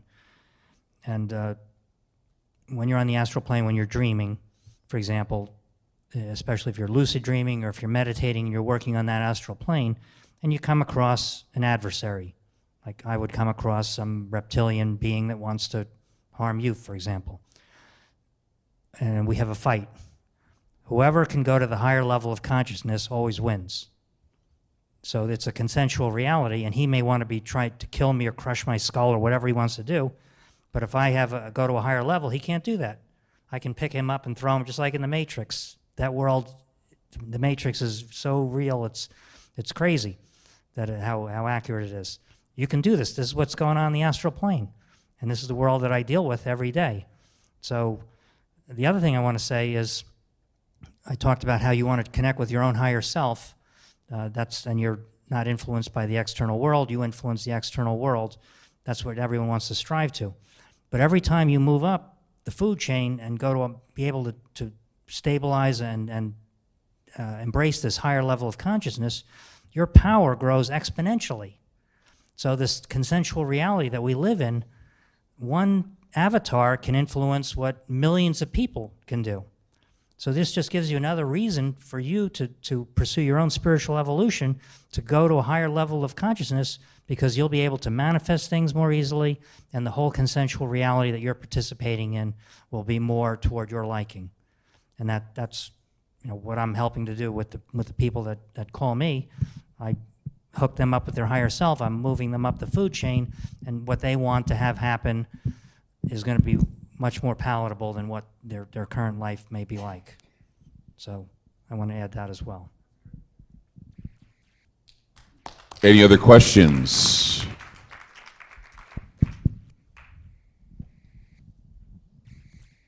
Going back a little bit, you're talking about disclosure. I think the reason why they're fighting it is because they're going to have the next false flag is going to be the false alien invasion. And I was, like your input on that. Well, the hologram, we were talking about that, and the reverse engineered craft, which you're going to say is aliens, which is our craft, that they're using. So, and then the other question would be Admiral Byrd and Antarctica and the alien base that's up there. So, your input on that. So. Yeah, I talked about that in my lecture today. Everything is fake, top 10 deceptions. And one of the secretaries who worked for Wernher von Braun at the end of his career, of course, he was a paperclip Nazi that came over from Peenemünde, was one of the rocket scientists, the V1 and V2 programs. He then became a NASA engineer and seemed to have had a change of heart about what was going to occur over the next few decades. And he told his assistant, Carol Rosen, that first they're going to create this fake war on terror. And we've seen that come to pass. The next step was they were going to try to divide Americans against each other. And we see George Soros funding Black Lives Matter, and now the rise of these Antifa protests, and that's an attempt to divide the country. But he emphasized that the final brick in the New World Order establishment was going to be this Project Bluebeam, which would then create a false holographic invasion of this planet. And when that happened, then we would go into the darkest depths of this New World Order. And according to Leo Leinzagami, one of my authors I publish, he says it all has to be set up by 2020. That if they don't have the whole mechanism in place, it's just going to dramatically collapse before our very eyes. And to take a higher path on all this, I think we need to look at the South Africa model of truth and reconciliation and put these people on trial. I know there will be a lot of shouts for their necks and lynch mobs. And as Ed said with the parable of the scorpion and the turtle, it's in their nature. So they will continue to do this until they are arrested, which is very unfortunate. So I love the Antarctica question, but I know other speakers would like to contribute to this. So I'll defer to another speaker. Go ahead, George. I have no opinion on Antarctica. I just only talk about what I know, and so my answer would be kind of like that line in that beginning of that Mark Twain novel. There will be no weather in this book. There will be no Antarctica. And I looked at the fact that we were told that John Kerry, Barack Obama, and Buzz Aldrin went down there. There seems to have been either extraterrestrial technology down there, ancient technology, or ancient extraterrestrial technology. There was no reporting. There was alternate reporting, but there didn't seem to be any confirmation ultimately. One wonders even whether there's a big ice wall there that you can't get past. Clearly, I certainly learned from my good friend Dr. Brooks Agnew that you cannot go there, that Antarctica is blocked. So that begs the question, who permitted the people who did go to view the ancient artifacts there? Admiral Byrd's account is interesting because he claims that after reaching a certain point, he saw verdant countryside rather than frozen land.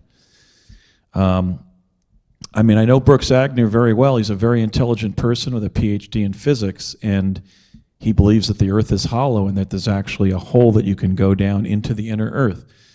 People say, well, you went to Mars. Do we live on a flat Earth? I don't know. I've been up in airplanes. I've seen some curvature, but that could be the window. When we were going to Mars in the aeronautical repositioning chambers, we were inside an elevator-like device. We could not see out.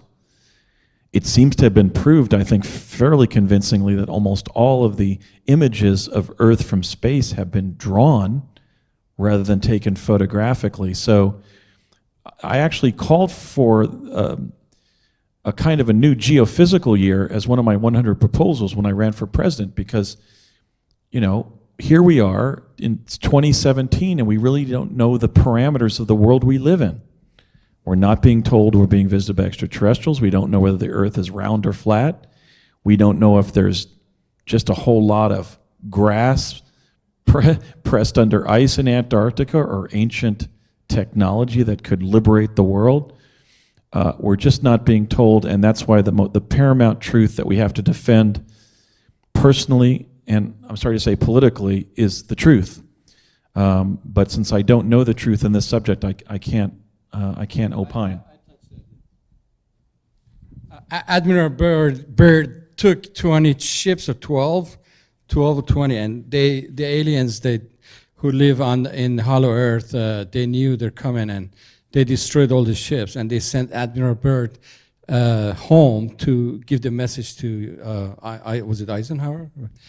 Whoever president was at that time, to back off, and this is our land. And then, the Germans who took their submarines there, and technology still exists there. The the new generation of Germans who would eventually, and I believe those Germans are fighting with this Western world right now with their UFOs who at that time in Schauerland, they took from Germany, they had the best UFOs, you know, then, and they brought the technology to, with von Braun to US, so this is nothing new. So other than Germans who are in caves, that's a different deal.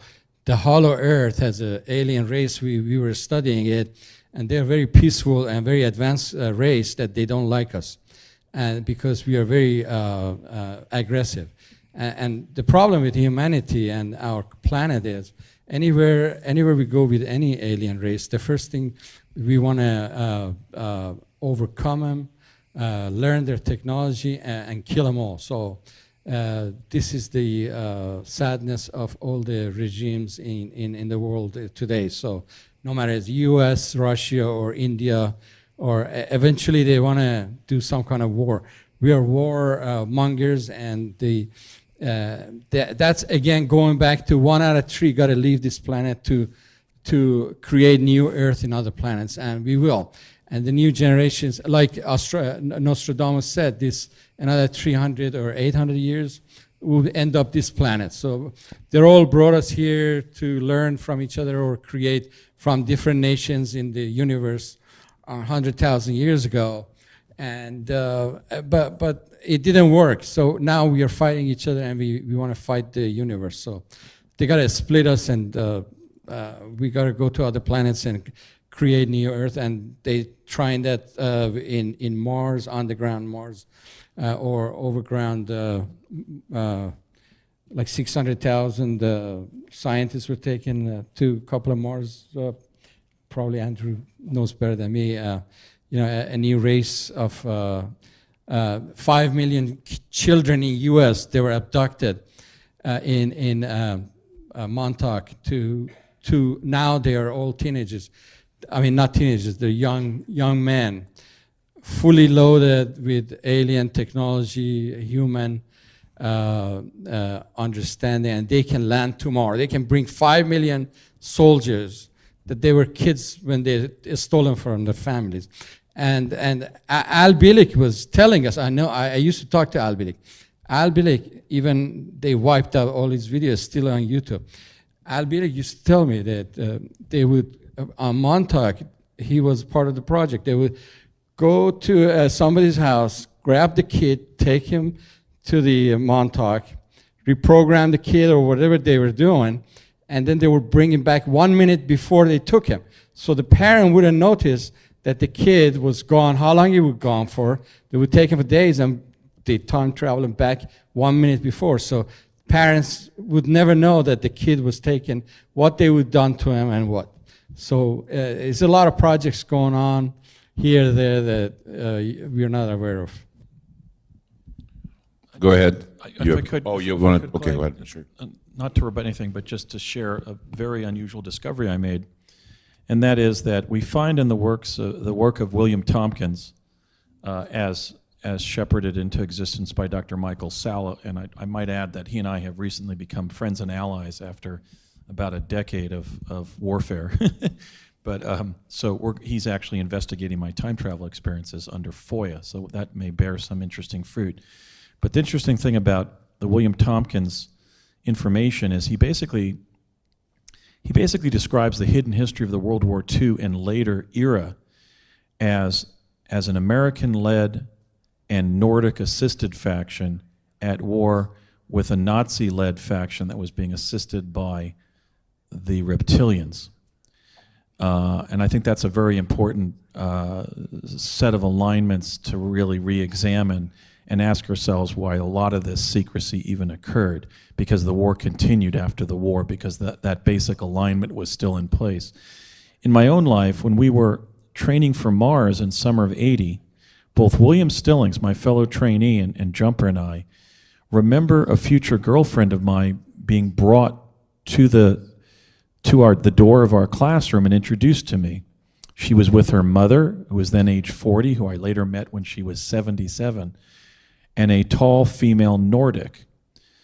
That was an actual girlfriend in my life, but from decades later, and she remembered the incident as having occurred to her in dream time, whereas William Stillings and I remembered meeting her in a waking experience. So this is kind of where my own experiences regarding going off planet for the government kind of collided with whatever that Nordic involvement in our defense community has been. What William Tompkins described, even leading up to a month before his death, I appeared with him on a panel at the MUFON Symposium here in Las Vegas in July of this year.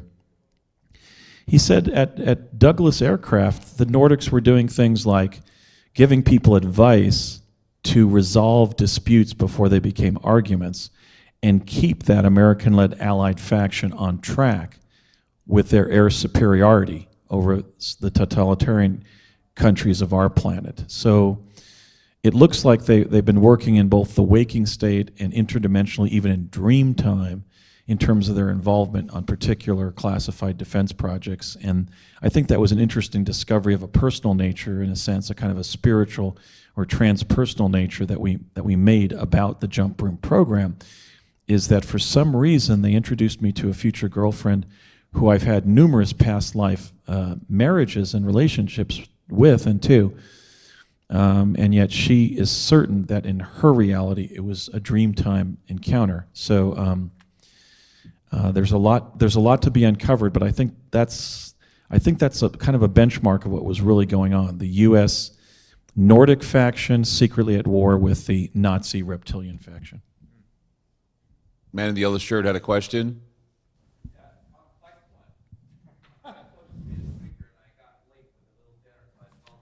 Take this before you ask it.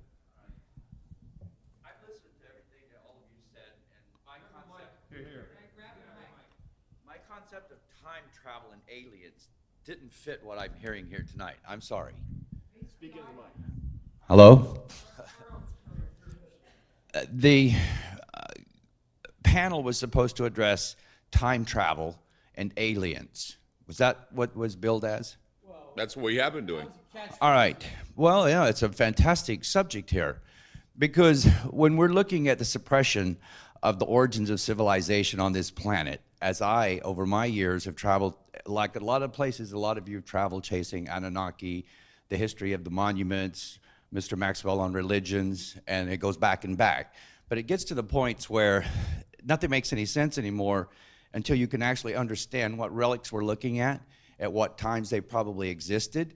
And I failed by all of my research, and my name's Larry, and I'm supposed to be up here, but when I travel and I'm looking for the truth of our civilization's origin, there seems to be 5 countries that are suppressing that knowledge as it's being dug up by the archaeologists that are finding it.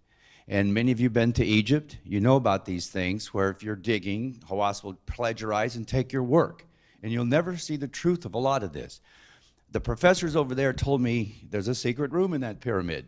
That pyramid, if you ever open it up, the generals that were ahead of that would say disclosure, that information is going to change the world. That's the hope I have that you're seeing, is that what comes after this revelation of our memories of forgotten times come back to us. And we really look at these monuments as the answers to energy. The system was full on until it was destroyed. There's a global flood that occurred. What is the disclosure of the governments to tell us our real origins? Let us make the decisions. Do we want nuclear or do we want solar? What do we want? Isn't it about us? Isn't it? It's not?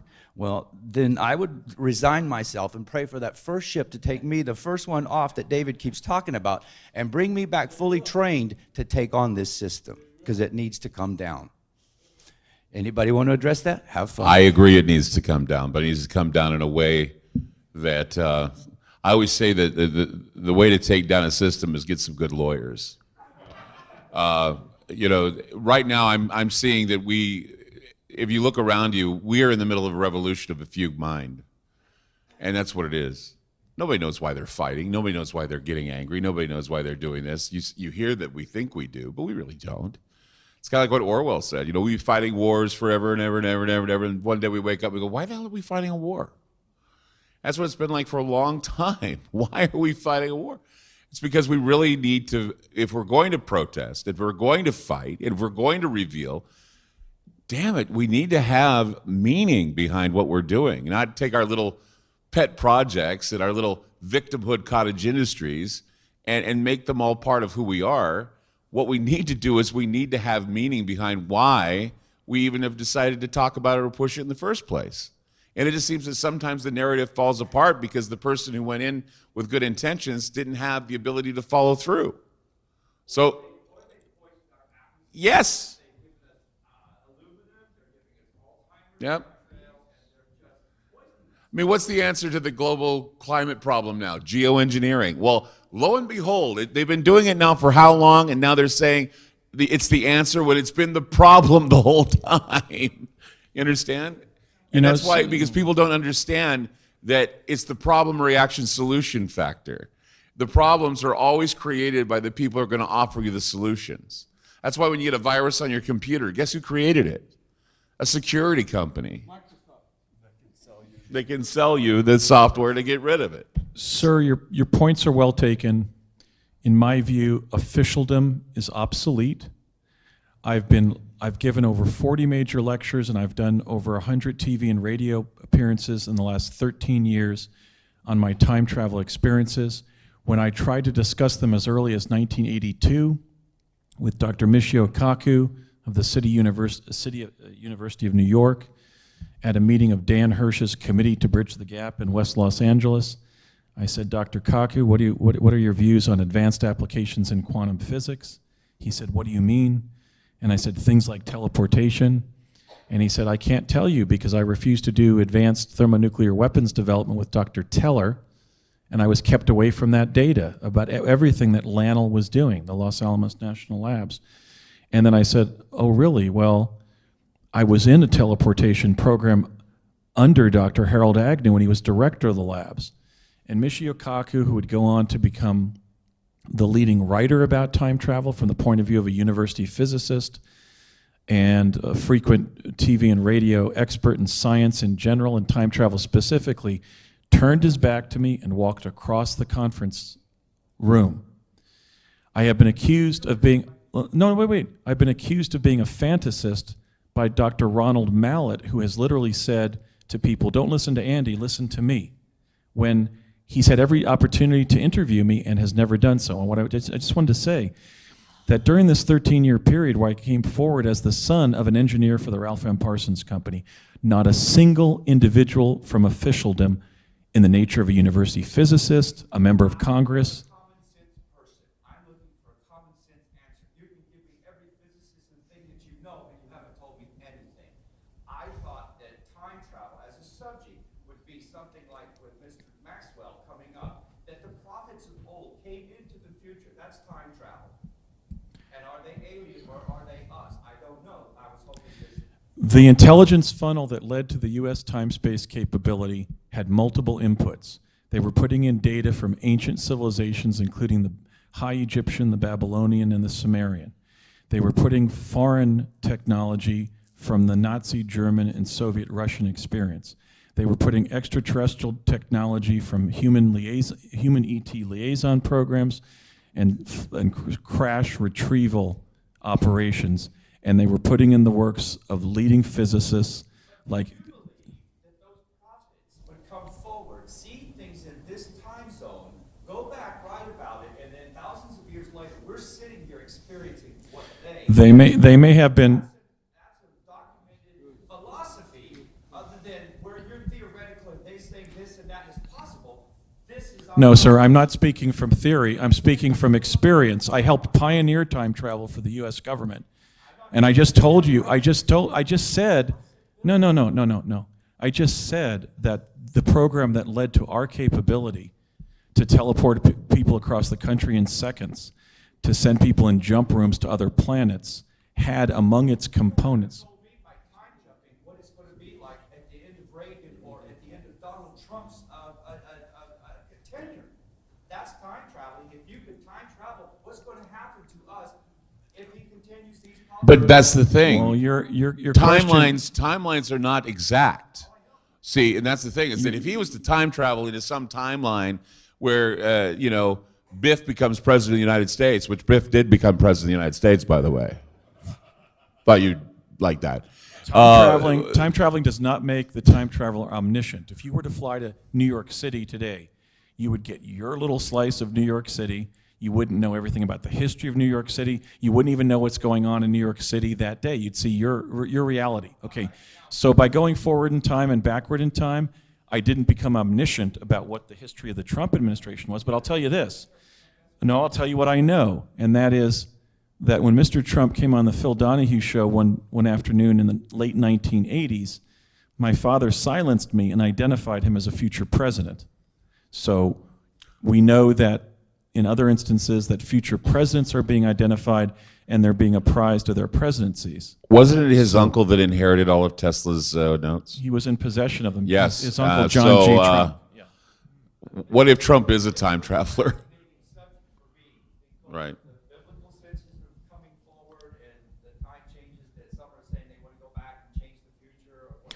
Look, past They'll change a epochs, future. past epochs were more advanced than us. My Mars research organization, the Mars Anomaly Research Society, has found an intaglio of the face of an Egyptian pharaoh, complete with the conical headdress and the cobra ready to strike motif called Wadjet, which was the symbol of Egypt under the pharaohs, on a slab on Mars. We really can't tell whether it's a rock carving or a piece of metal. It looks stamped